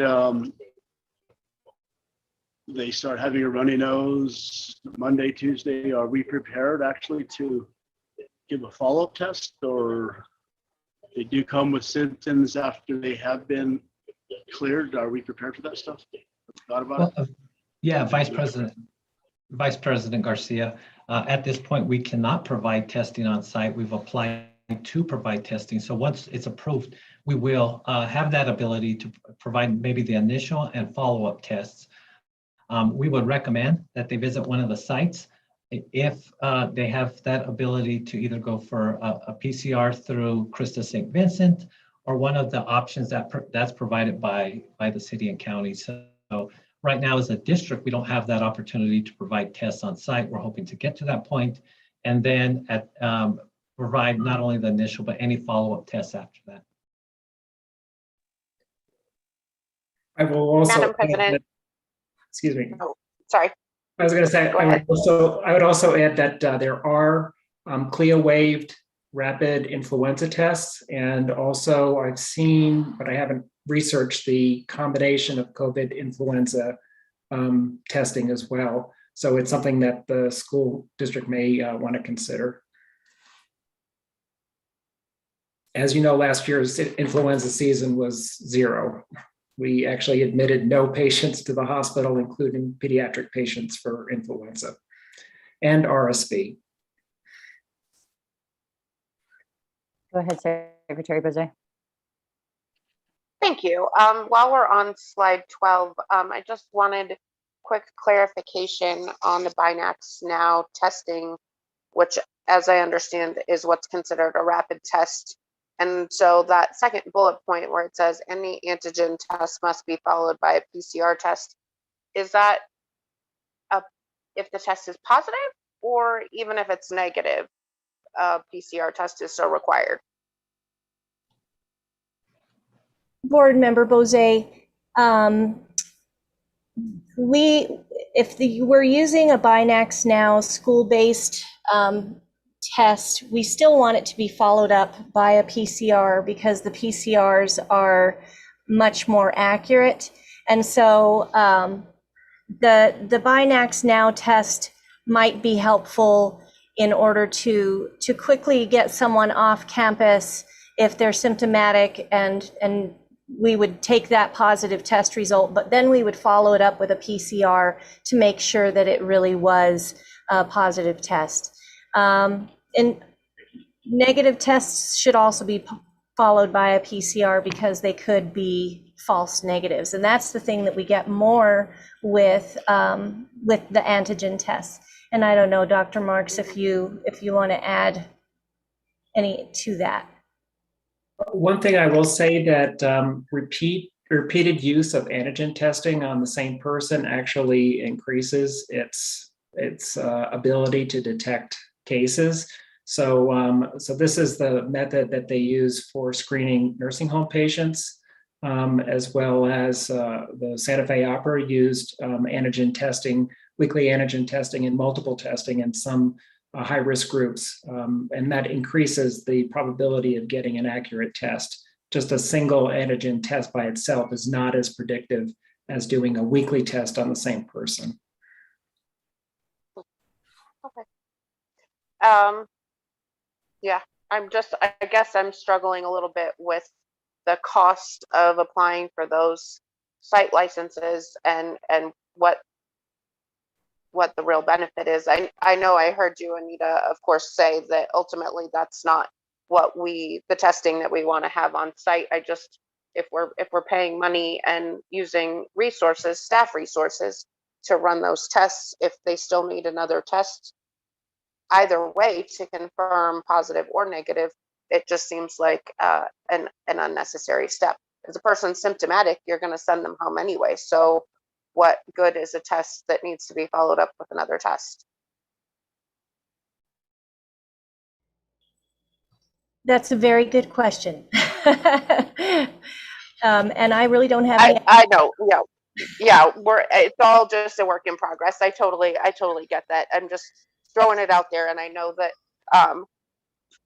yes. Also, I wanted to say thank you, kudos to the nursing staff, from a nurse to the nurses.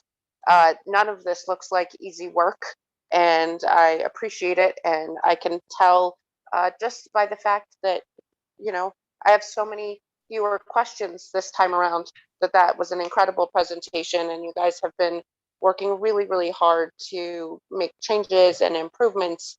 And I don't know if there was a slide number for I guess at the end, the outdoor eating areas. That's my other question. So I don't know if you want me to wait, Madam President, or just ask those questions now. I have one here, which is Ms. Het, do you have any idea when we might be approved for the kind of, you said soon, for the kind of testing we want to be able, the PCR testing? I don't have a definitive answer. I know that the PED and the Department of Health are working with a vendor. The first step would be to get those CLIA waivers and to get our labs set up. And then the full service portion of the PED application that Superintendent Chavez referenced will be able to help us on site until we get set up. But I don't really have a timeline as of now. I spoke to the school health advocate, or the interim school health advocate for the Northeast region the other day, and she said probably we'll be able to start in about 3 weeks. But I don't want to give any specific date and then have to say, sorry, we're not there yet. Okay, fair enough. Thank you. And I'm with Secretary Bose on a little bit of confusion on the point of binax now, but I suppose sometimes some knowledge is better than none. I don't know. Okay, so we can go to the next slide, 13. And Secretary Bose, please go ahead. Thank you, Madam President. So I have really appreciated seeing the spreadsheets come out, and the newest revised one this afternoon about the outdoor dining options. So if you could just confirm that, as I understand it, there were surveys sent to school sites and they were asked to say what they're doing as far as eating outdoors and what changes and improvements they've made. And I guess what I'm wondering is there any confirmation of these things? Is there follow-up? Is there Sure. confirmation that what's being said is happening is in fact happening? And so that's a great question, Secretary Bose. And at this point, I want to ask Assistant Superintendent Morano and Mr. Hagley if they wanted to add comment, and even Assistant Superintendent Casal. So Mr. Morano.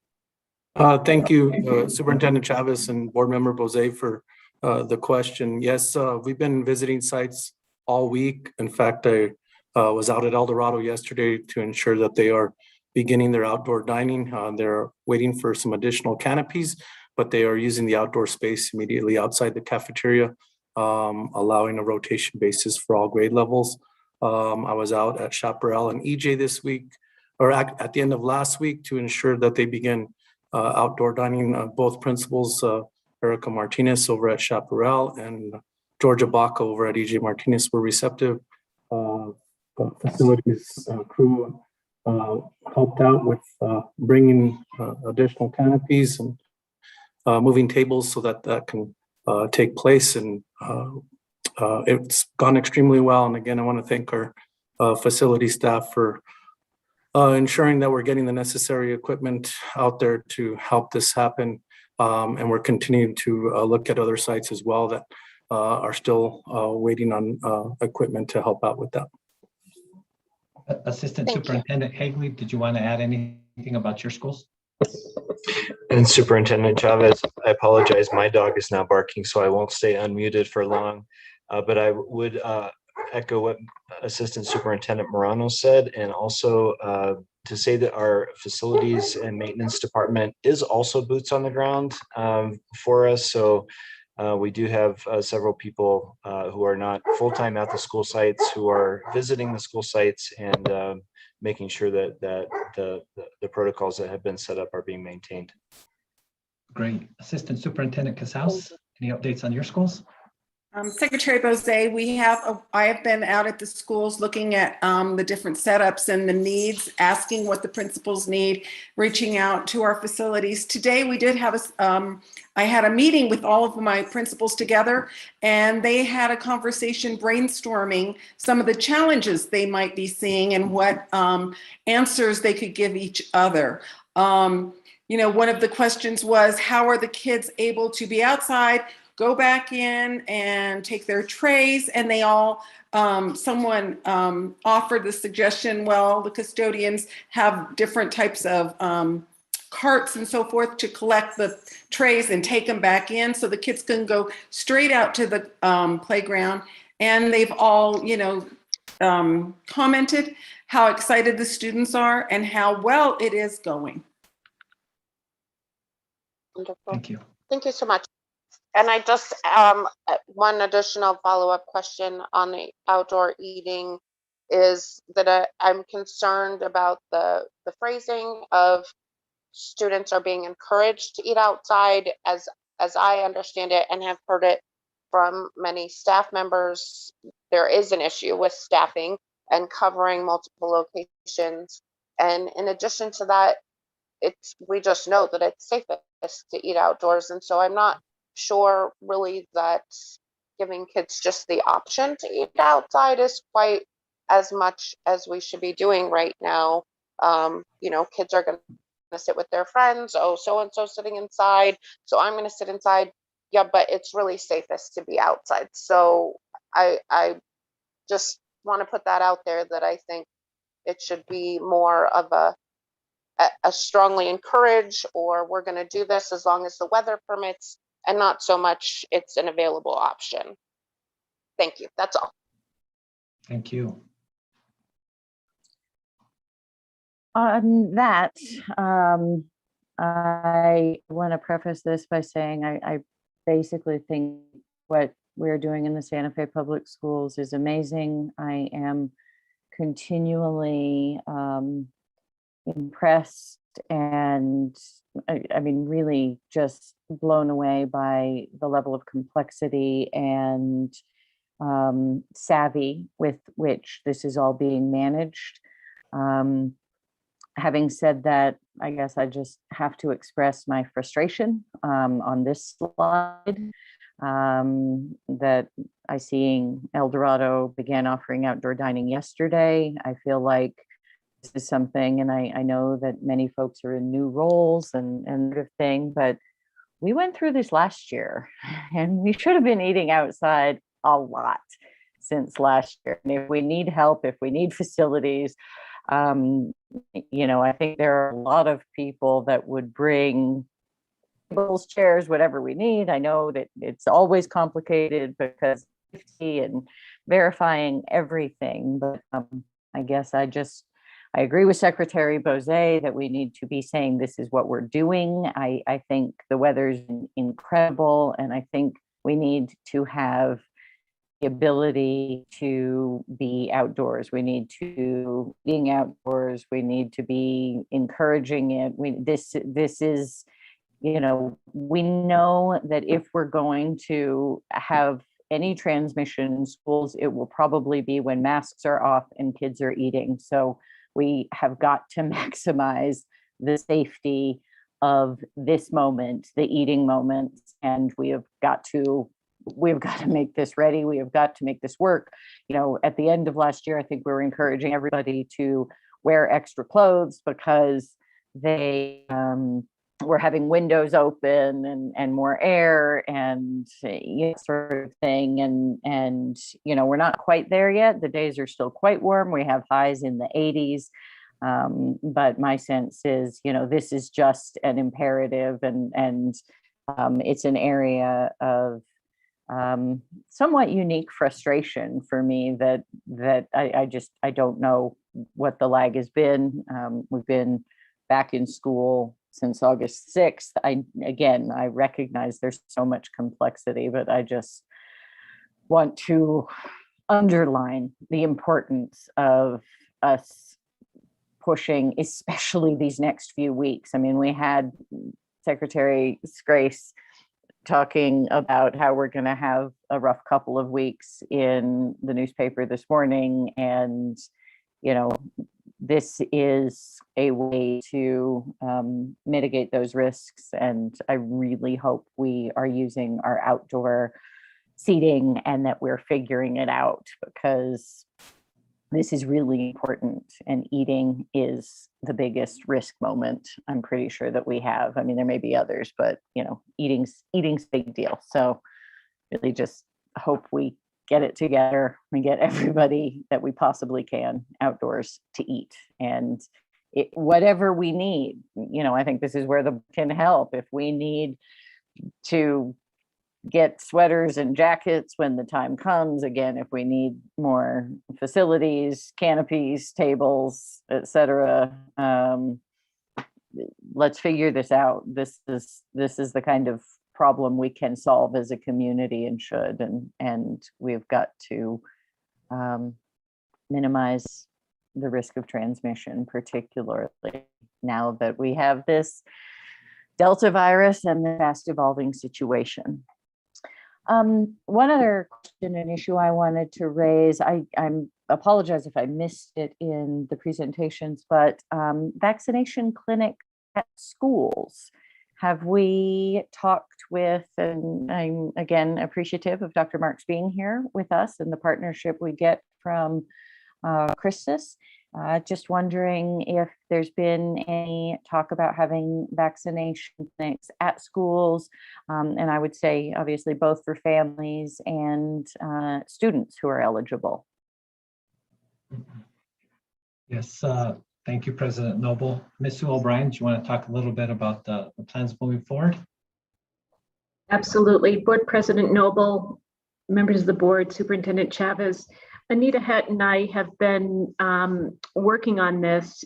What we're anticipating is really wrapping up the vaccinations for COVID in our vaccinations that we actually offer during the school year for our students.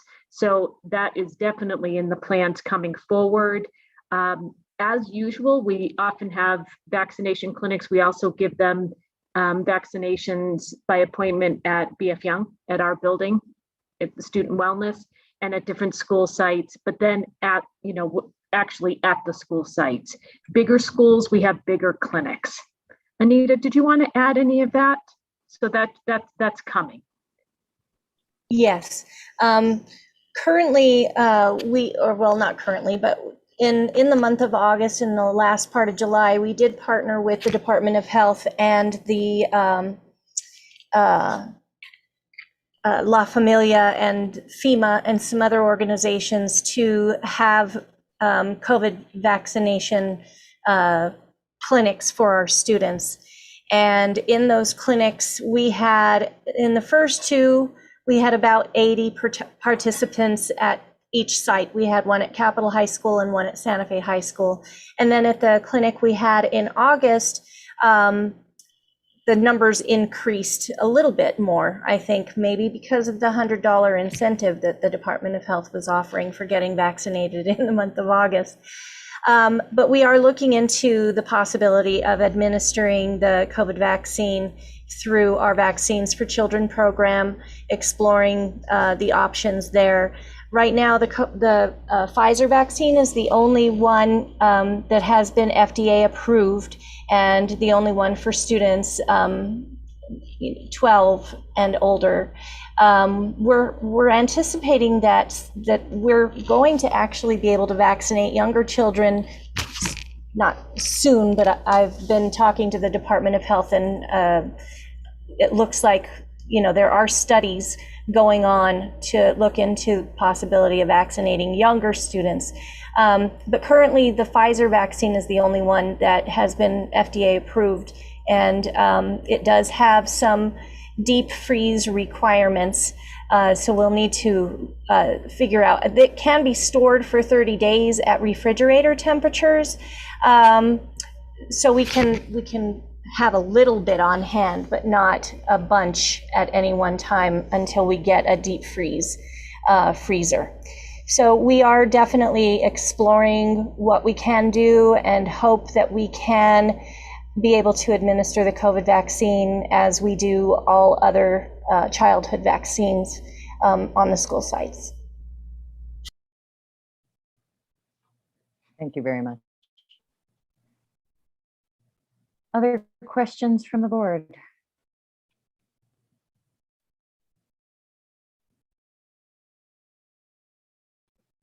Okay. Seeing none, again, I just want to thank you all for the presentation. Really appreciate the work, and most of all say, you know, as the superintendent opened the presentation about how we're adapting fast, just for members of the community, and you know, all of us to recognize this is a fast moving situation. You all are adapting incredibly quickly. You have a new toolkit to digest tomorrow, apparently. And really, even you know, I've shared with the superintendent some communications I've had from folks who are families who are experiencing the quarantine or requirements for testing, and the struggles that they've had with getting testing. And the information I think was already being updated, and then what's being shared in terms of sites for testing and information, and the fact that that's being put together and shared pretty widely and updated quickly. It's really incredible. And this is just an unprecedented ongoing emergency response, and you all are doing incredible work. And all of us thank you for that in this community, because also the other key piece of that number is, you know, our rate below 1% of students have tested positive. You know, and the ending slide that Dr. Marks took us through of, you know, that schools remain quite safe, and they have to, for our kids, and that is due to all of the work. And I know you all know that it is literally the health and wellness of children that is on the line, and that's what drives you to do it. So just thank you, thank you, thank you. We so appreciate it, and reach out and let us know as the board. I know you do to the superintendent, but you know, and the community, we want to be here to support you, and we want to know what you need and to get it for you for doing these really important jobs. So thank you. Okay, I think we will go ahead and move on to our action items. We have first our consent agenda. And I would say that we should consider this, and I talked with Board Member Anderson about our best practice of not having board members vote on minutes for meetings that they did not attend. So I would say that for our consent agenda, we should at least vote on item number 9 separately, so that Board Member Anderson can abstain from that. And are there any other items on the consent agenda that anyone would like to vote on separately or ask questions about at this point? Madam President, this is Rudy. If there's no any other items to be removed, I'd like to make a motion for the consent agenda minus number 9. I'll second that. Okay, we've got a motion and a second. Any further discussion? For some reason, everybody's all out of order. I know there's no rhyme or reason to the order everybody's on Zoom, but I can't get all the board members on screens at once. So you can just unmute yourself and speak up if you need to, but seeing none. One thing I did want to say is we have on our consent agenda on the contracts we're approving, equivalent of 5.4 FTE for school-based nursing services district-wide. So, you know, I hope that that helps with some of the fatigue in the nursing staff. And again, just appreciate that we're bolstering the health infrastructure in the schools.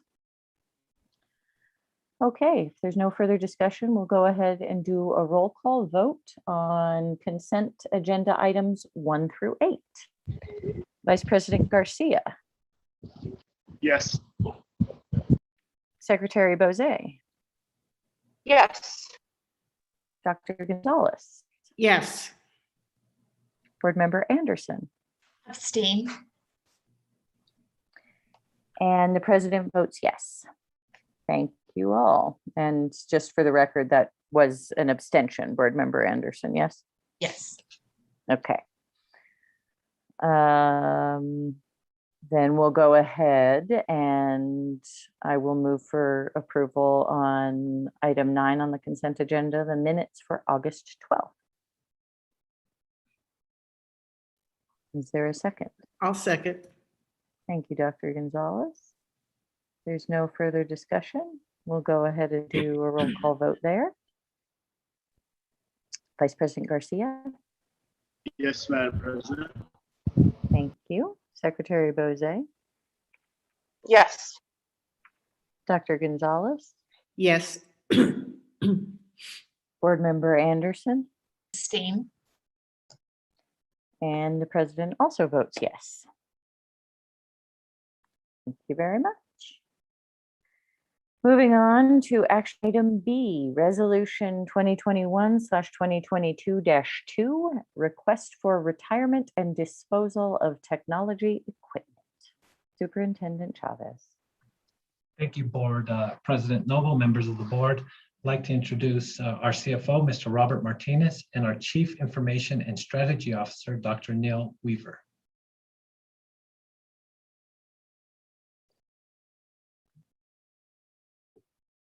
Madam President, members of the board, Superintendent Chavez, I'll go ahead and turn it over to Dr. Weaver so he can go ahead and give you all a rundown of the disposal of the technology equipment.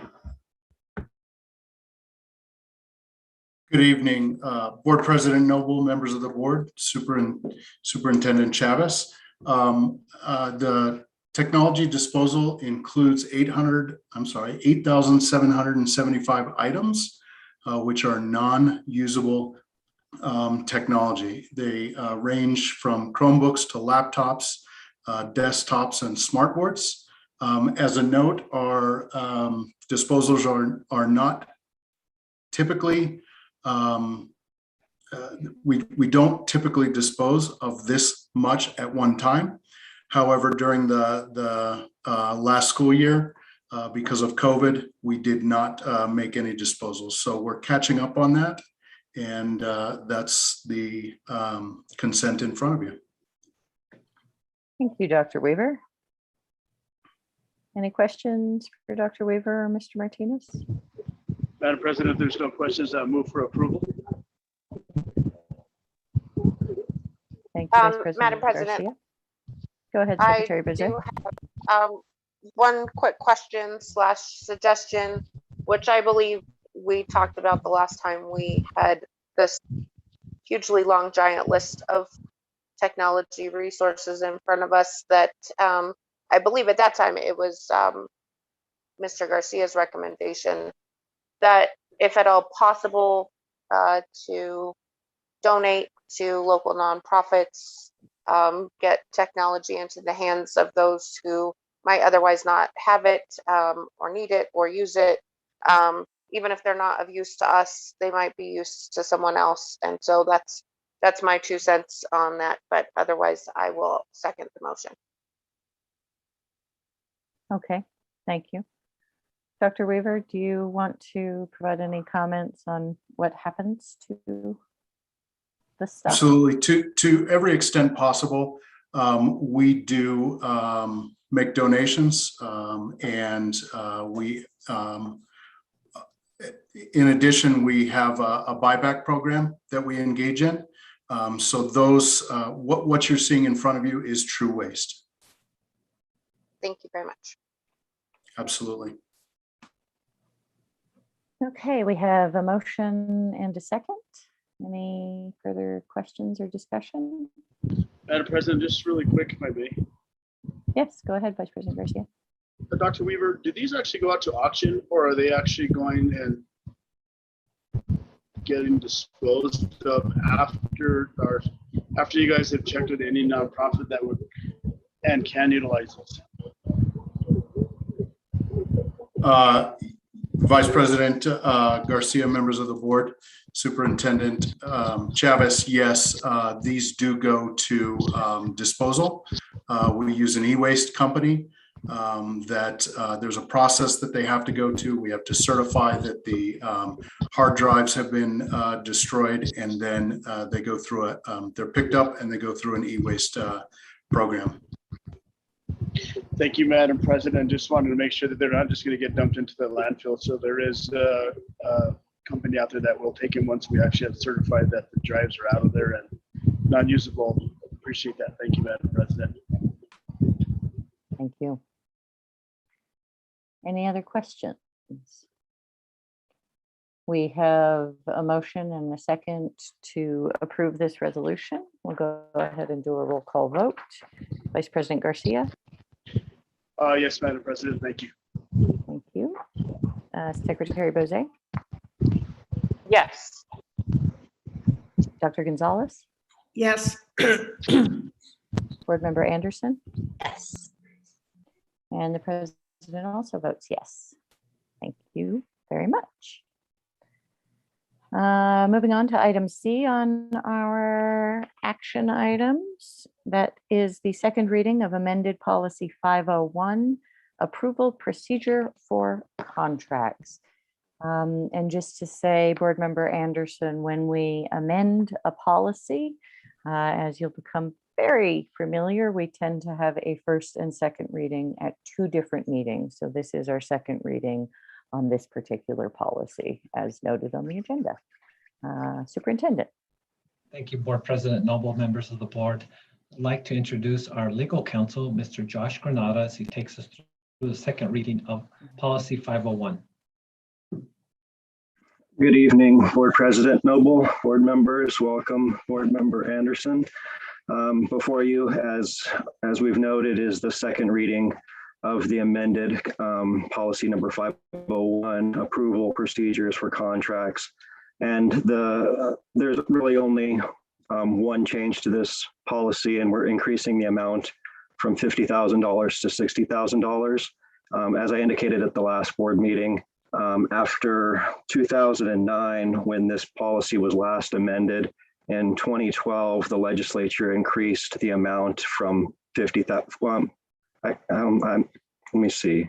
I can't remember. I believe it was from 50,000 to 60,000. And so essentially, in order for, I guess, the requirement to go out to RFP has been increased to $60,000. And so this just brings our policies in line with current legislation. Thank you, Mr. Granada. Any questions on this? No, is there a motion? Motion for approval. I will second that. Okay, thank you, Vice President Garcia. I think Dr. Gonzalez got there first. It may be the internet that is, making Secretary Bozay slightly laggy off the mark, but any further discussion or questions on this? We'll go ahead and do a roll call vote to approve this second reading of policy 501. Garcia. Board President, maybe Secretary Bozay is way out there in El Dorado. That's why it's taking a little while to get. But nonetheless, yes, I vote yes on it. Yes, her vote has to come through the series of tubes or whatever. Okay, Secretary Bozay. Yes, all the way from Galisteo, yes. Oh, even better. Dr. Gonzalez. Yes. Board Member Anderson. Yes. And the President also votes yes. Thank you very much. Item D, first reading of amended policy 118, committees of the board. Superintendent. Thank you, Board President Noble, members of the board. Again, legal counsel, Mr. Josh Granada, will take us through the first reading of amended policy 118. Board President Noble, board members, a few meetings ago, Board Member Bozay asked about changing the Citizens Review Committee to Community Review Committee. And the direction that we gave to the board was that the best way to do this is to simply amend this policy. And so throughout this policy, we've replaced the word citizen with community, and those are the only changes we've made, and it remains the CRC. Thank you, Mr. Granada. Wonderful. Madam President, I move to approve. Thank you, Secretary Bozay. I'll second that. Thank you, Dr. Gonzalez. Any further discussion? Okay, we'll do a roll call vote on the first reading of amended policy 118. Vice President Garcia, Yes, Madam President. Secretary Bozay, Yes. Dr. Gonzalez, Yes. Board Member Anderson, Yes. and the President also votes yes. Thank you very much. Item Thank you. E, Art Smart Nation. Superintendent. Thank you, Board President Noble, members of the board. We have a couple of donations to bring in front of the board tonight. The first one is Art Smart. It exceeds $5,000. So we are bringing it to the board for acceptance on behalf of our art department and our art coordinator, Christina Gonzalez.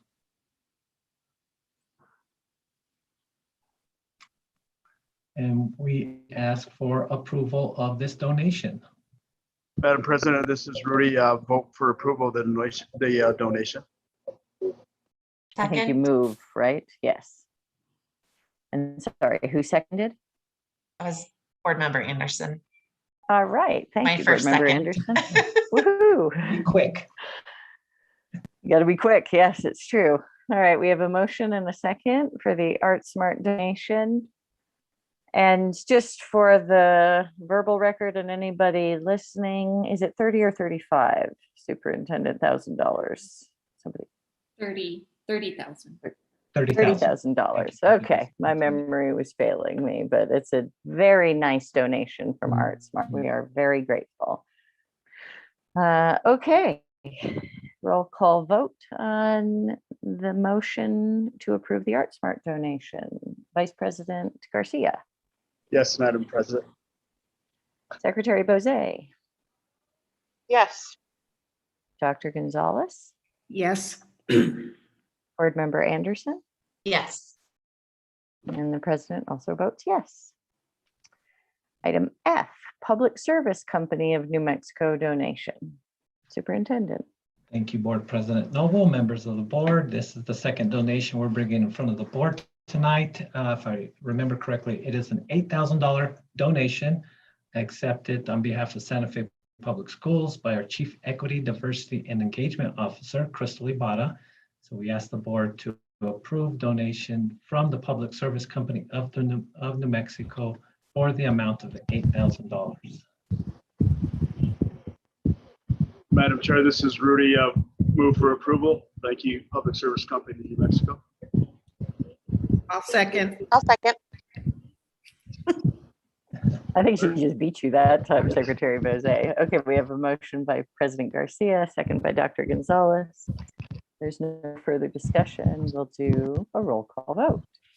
Vice President Garcia. Yes, Madam Chair. Secretary Bozay. Present. Yes. Dr. Gonzalez. Yes. Board Member Anderson. Yes. And the President also votes yes. We have approved that donation.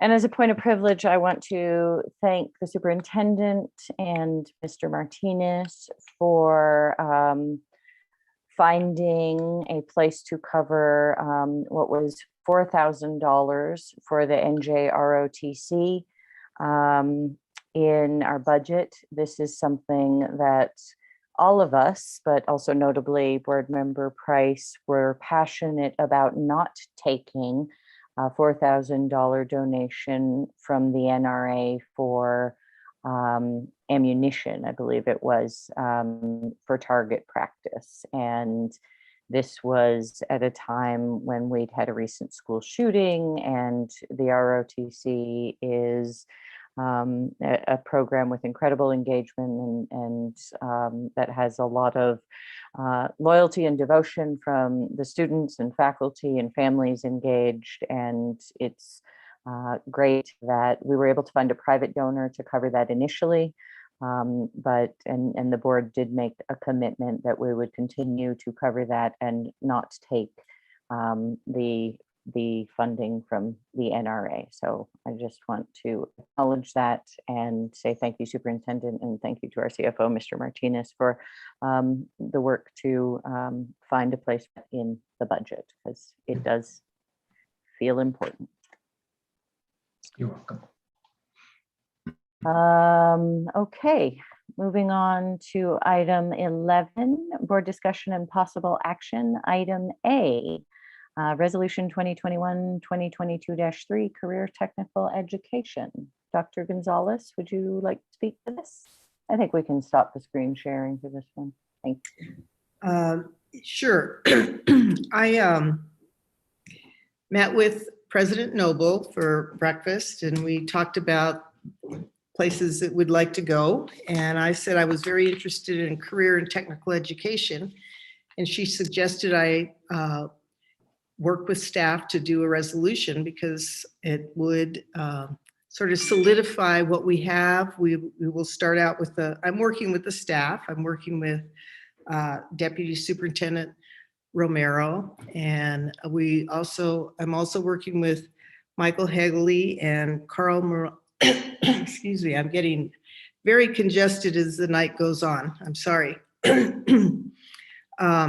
But we'll start out with the survey, and we're also working with a group out of California who are experts in career and technical education, and they're guiding us sort of, and we'll be working with them. And excuse me, maybe Vanessa could talk a little bit about it. I'm losing my voice. Oh, thank you, President Noble, members of the board, Superintendent Chavez. We've been very excited to work with Dr. Gonzalez, and as she mentioned, Assistant Superintendent Michael Hegley, Mary Massey, Carl Morano.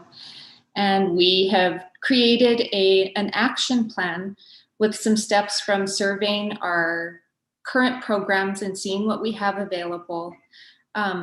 We are looking at hiring, the title is College Connections and Work-Based Learning Coordinator, so that we align all the programs that we currently have, but also then developing a survey to administer to our students to see what their interests are, to see if we can expand on programs in government or in education, and how to just align all these initiatives.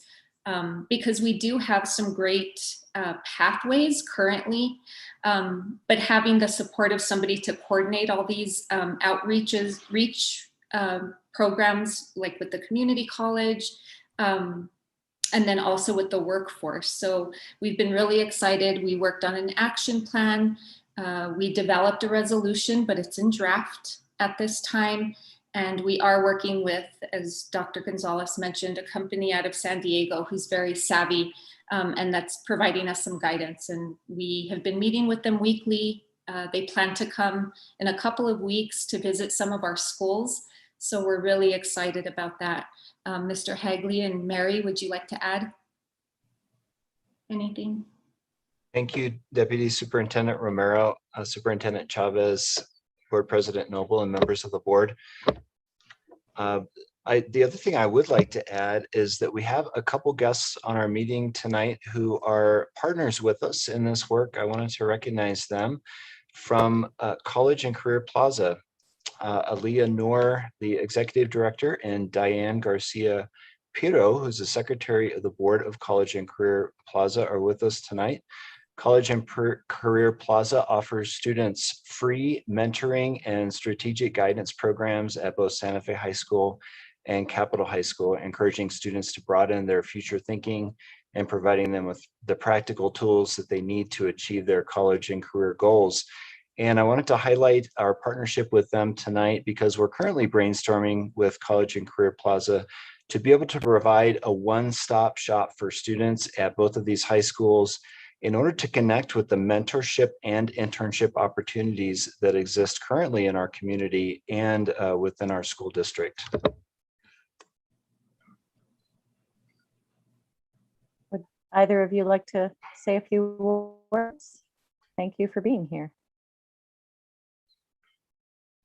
Absolutely. Go ahead, Alia. Hi, Diane. Absolutely. Thanks for having us. Appreciate you, Michael and Vanessa, for doing this work, and Mary, she's on this call somewhere, so thank you so much.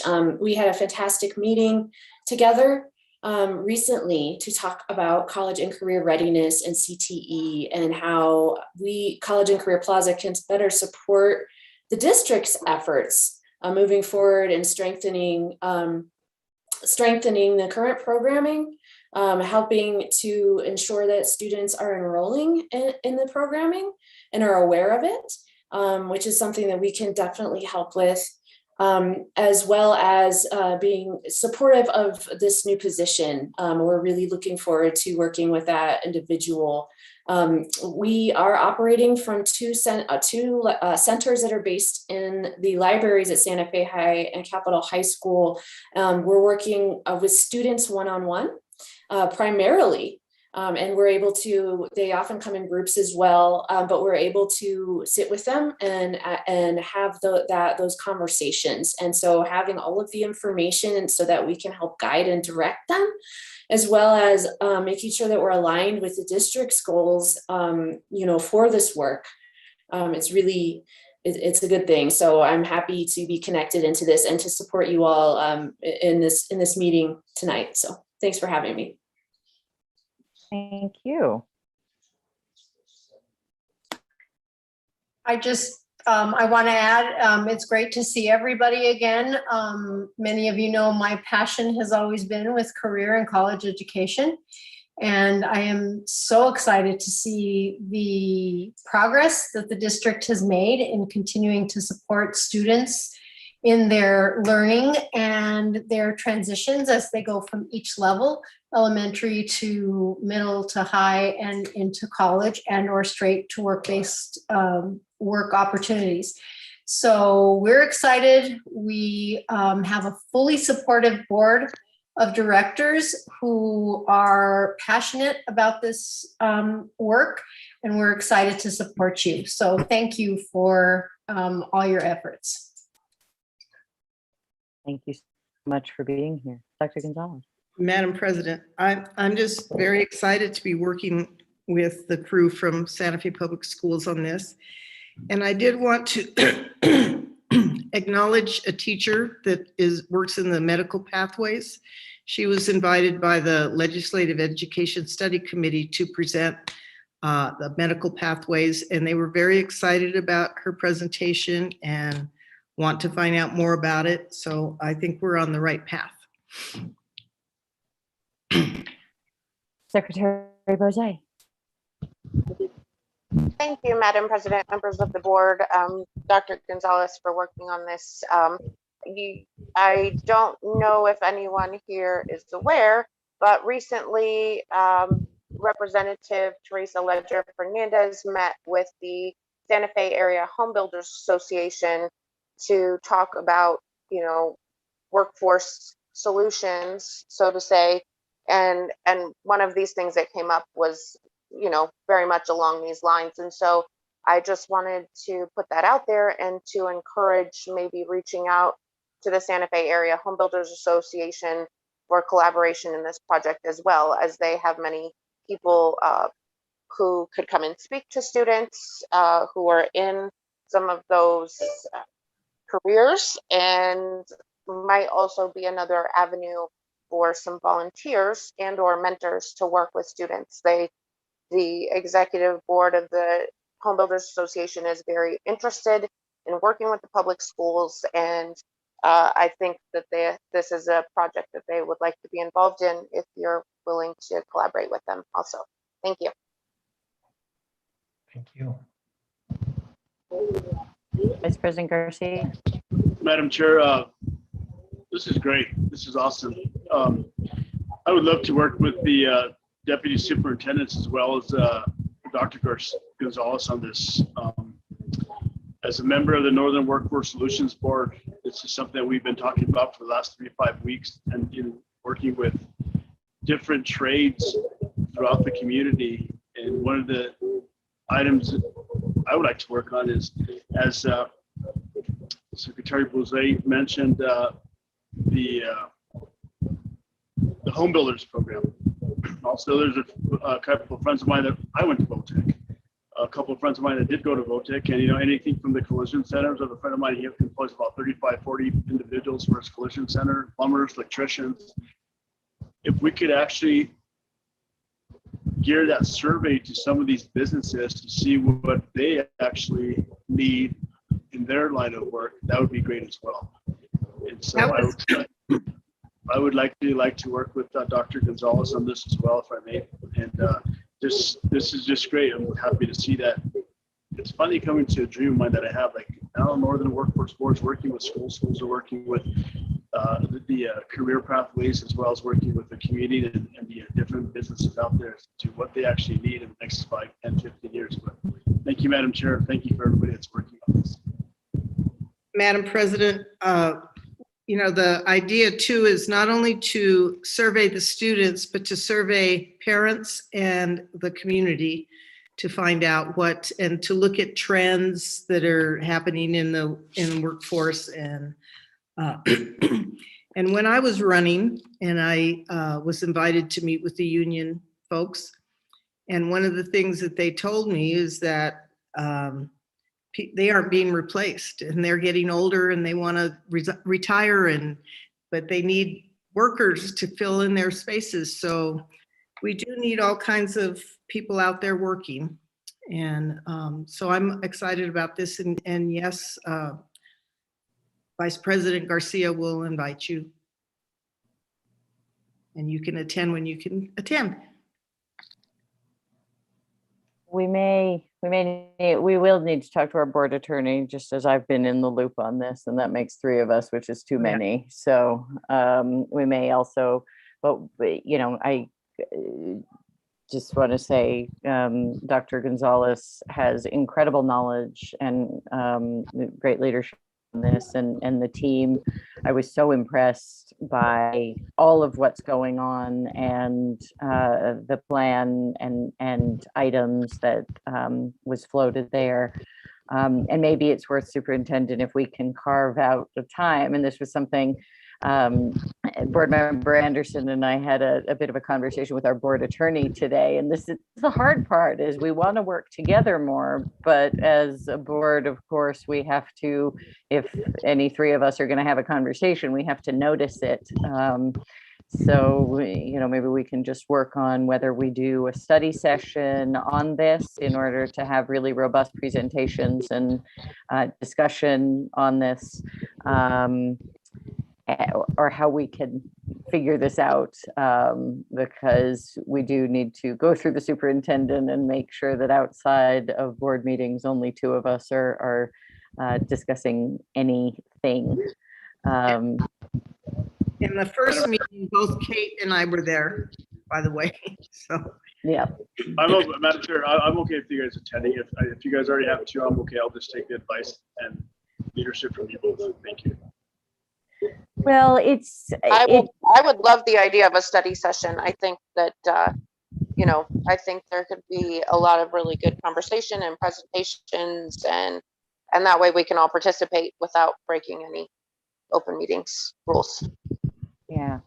And there's a lot to this, and it really does feel like, a great one for the moment. Not that career and technical education really has ever gone out of style, but it's definitely a mechanism for increasing relevance and economic and workforce development. There's just so many tenets to it. And I think it probably would be a good one. So Superintendent, you and I can talk about that, but there's a lot to this. It does feel like a perfect time and a perfect thing that can organize some of what we need to do. And hopefully draw students into our schools with some of the great things that we already have and have yet to develop.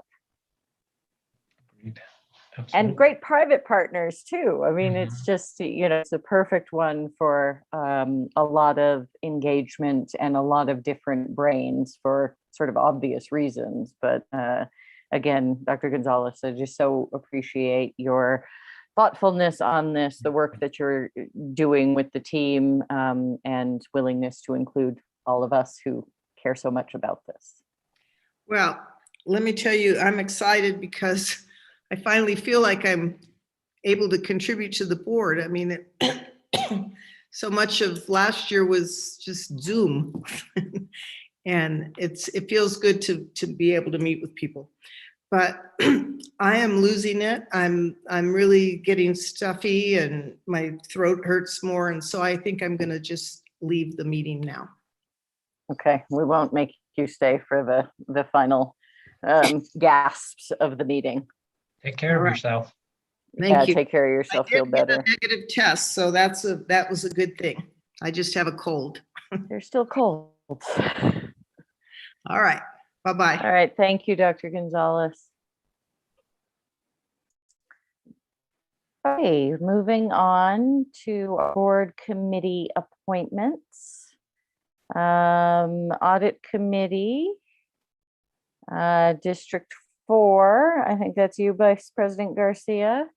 And District 5, Board Member Anderson, we have a vacancy for you to appoint to the Audit Committee. This is the committee that looks at and provides some independent eyes over our audit, our finances and operations. Dr. Gonzalez and I are the board representatives on that committee, and we all have one community representative who does not need to be from within your district, which is important for both of you. So, yeah, I don't know, Vice President Garcia, if you have somebody to nominate tonight. Looks like no. I think you're muted if you're talking. So no, at this moment tonight, I do not have anybody to nominate for the audit committee, but if anybody or any of my fellow board members have anybody out there that they can recommend, please let me know. Thank you, Madam President. And I believe, and Superintendent, you can help with this, that we do have to take motion to appoint the NEA representative. I don't know if we have one at this stage. You are correct. Alma, do we have the NEA rep for audit committee?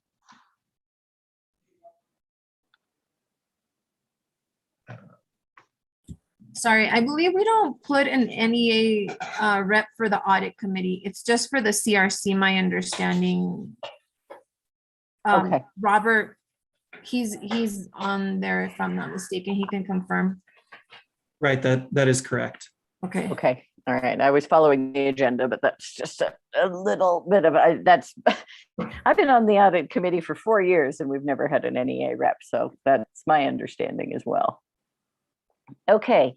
The now community, oh, actually, no, that was the first reading of our amended policy. So, but we will have the community review committee, the CRC. And so, Member Anderson, you will have somebody to appoint there.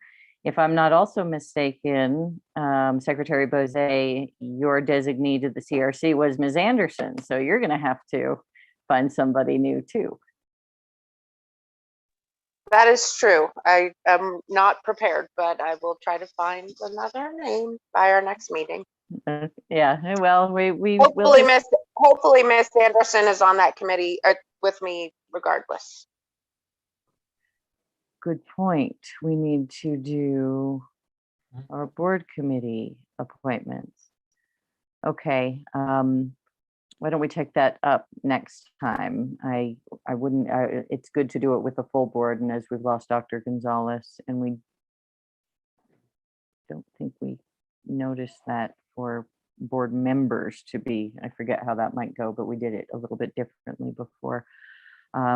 So yeah, just a note that we'll need to, because member Price was on that, so we will need to fill her slot as a board member appointed on the CRC. Having said So, Madam that, President, yeah, go ahead. Should Miss Anderson attend the meeting next week as my appointee, or is she just no longer my appointee now that she's on the board? We can seek Because advice we do have a meeting next week. Yeah. as to what her status would be. My suggestion would be that she does attend, as you know, I think your suggestion that she be the board appointee to that body is a good one. And yeah, I think it would be great for the continuity, and we can have our superintendent and or general counsel figure out whether she can vote at that next meeting and in what capacity, Right. whether it's as an appointee. Right. Well, it would be as an appointee of yours. So yeah, Right. that seems a little bit complicated, but we'll get advice on that. And hopefully your committee isn't Okay, so thank you. divided that you would depend on that swing vote No. either way One. for any actions. Haven't seen it yet. Yeah. Okay, good. And having said that, we do need to take action to appoint the NEA representative, which is Grace Mayer. So I'll go ahead and make a motion that we appoint the NEA's representative, their president, Grace Mayer, to the CRC. I will second that. Thank you, Secretary Bozay. Any further discussion? We'll do a roll call vote. Vice President Garcia, Yes. Secretary Bozay, Yes. Board Member Anderson, Yes. and the president also votes yes. Return to in-person board meetings, item D, under our board discussion and possible action. This is just for me to say, and let the superintendent weigh in on whether anything's changed, but it is our intention to work on doing in-person board meetings for our next board meeting. That will be, there is some complexity to it in terms of the distancing and other things, and though Board Member Price would say we don't respond to public comments in our board meetings, the number of times I heard that, I could shake a stick at, but she was also somebody who would tell me, well, you know the rules so that you can then break them. And I will just say in response to one of the public comment items that the superintendent and I are discussing how to improve our public comment and engagement process with a return to in-person meetings so that we can move to a little bit more personable and maybe real-time engagement rather than the email system we've had in place since the pandemic began. Superintendent, what would you add? I'd just like to add, thank you, President Noble, members of the board. We are looking at making sure that we're still in line with any of the toolkit requirements. Now, it does state that we can return to in-person board meetings. Now, there is some complexity to it, such as social distancing. Right now, the way it reads, if you are vaccinated, social distancing is 3 feet from one another. If you're unvaccinated, 6 feet. So there are some complexities on finding out whether individuals in attendance would be vaccinated or not, how we'd allow public forum. Is it going to be a combination of maybe in-person hybrid on video using Zoom as we have for town halls, virtual town halls? We did have individuals sign up, turn on their camera and speak. So again, we are in discussion of how it's going to look, and hopefully over the next week have something to get out to the community for our next board meeting. Any thoughts, comments, questions? Madam Secretary President. Bozay. Sorry, I'm a little bit caught off guard by this. I'm just not sure what the rush is when our COVID numbers are increasing so much. I mean, yes, there's been this rhetoric over the last year of, well, if it's safe to send the kids back to school in person, then why aren't elected officials meeting in person also?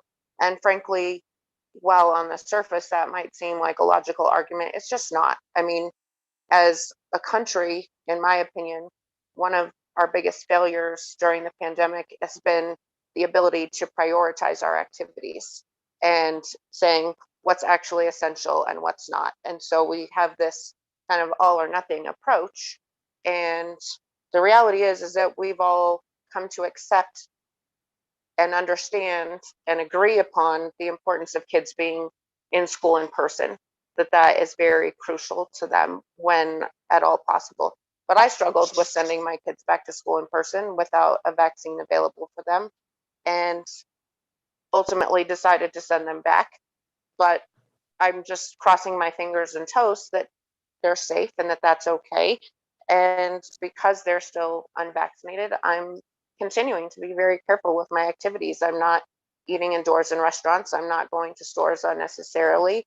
And our COVID numbers are 10 times what they were 2 months ago. And so it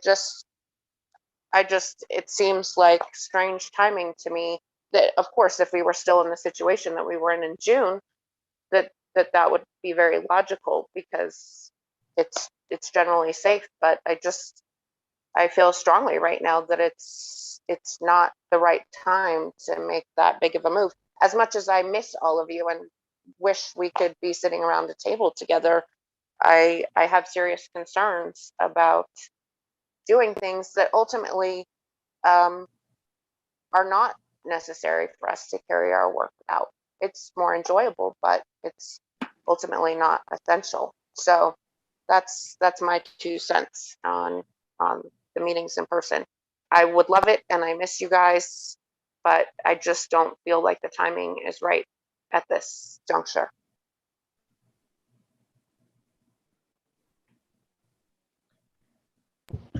Madam President. Go ahead, Vice President Garcia. Here's a suggestion. Why don't we do one more meeting through Zoom, and let's see what we're doing about, and then we can maybe decide at that meeting. Just a suggestion.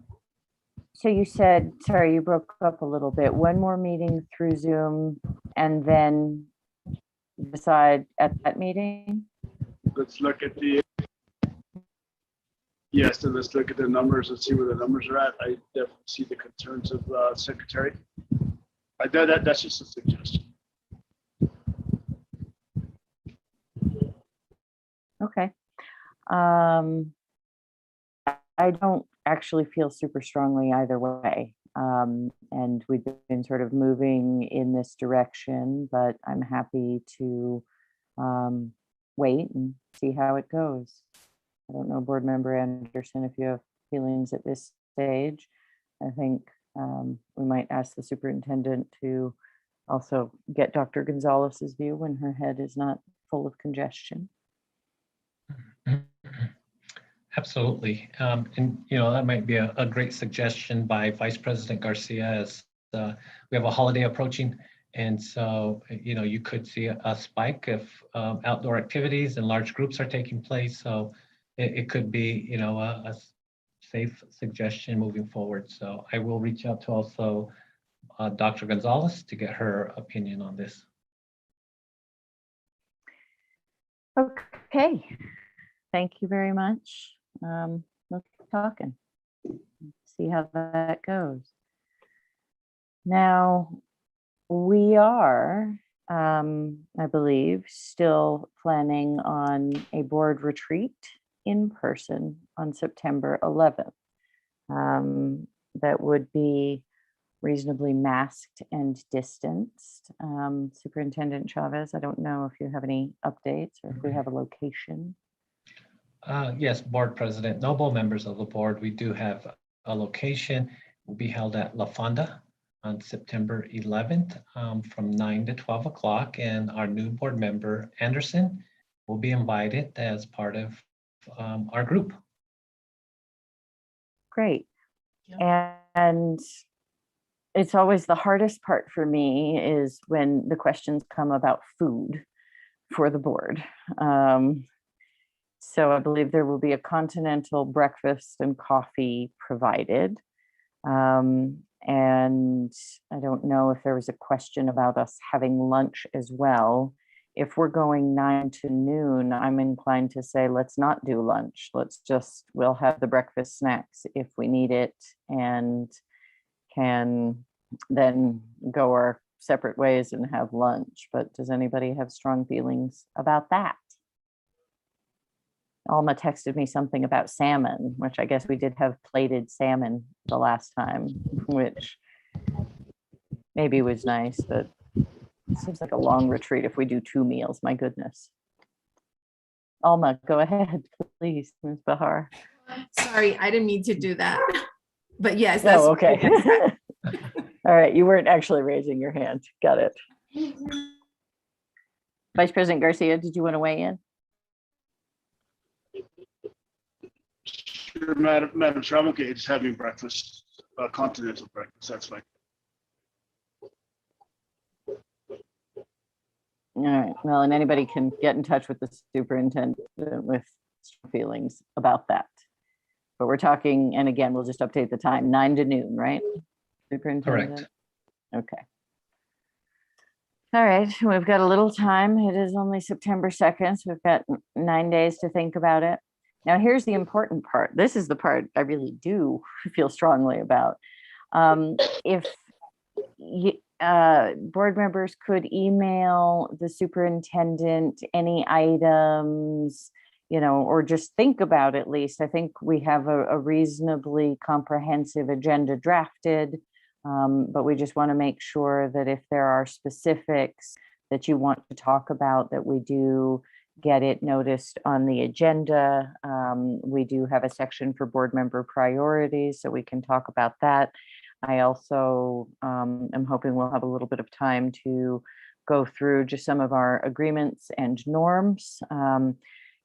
Things like the whole point of the board discussion and possible action segment on the agenda, the board updates, all of these things that are honestly conventions since before I started on the board. And I want to at least make sure that we have knowledge and an agreement on how to use these things, or we can throw them out and create new conventions as we want to. So those are sort of the 2 things. But again, if you have real specific things that you want to make sure that we discuss, if you could email the superintendent, we can talk about finalizing that agenda.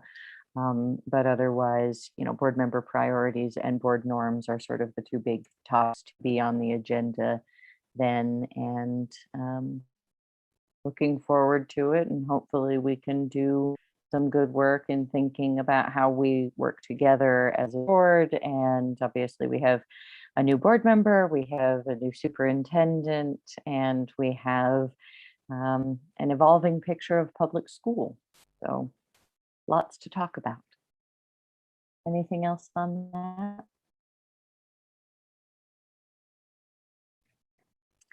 Okay, anything on advanced planning? Seems very clear there. All right, I think that's everything. Thank you for joining us, Board Member Anderson. Welcome. We'll figure out a swearing in some format and have a moment to celebrate you really joining the board. We appreciate you stepping up into the immediacy of representing District 5. And it's great to have you. Really great. Thanks. All right, thank you all. We are adjourned. Good night. Good night. Good night, everybody. Have a Take great care. weekend. Have a great holiday weekend. I think St. Mike's the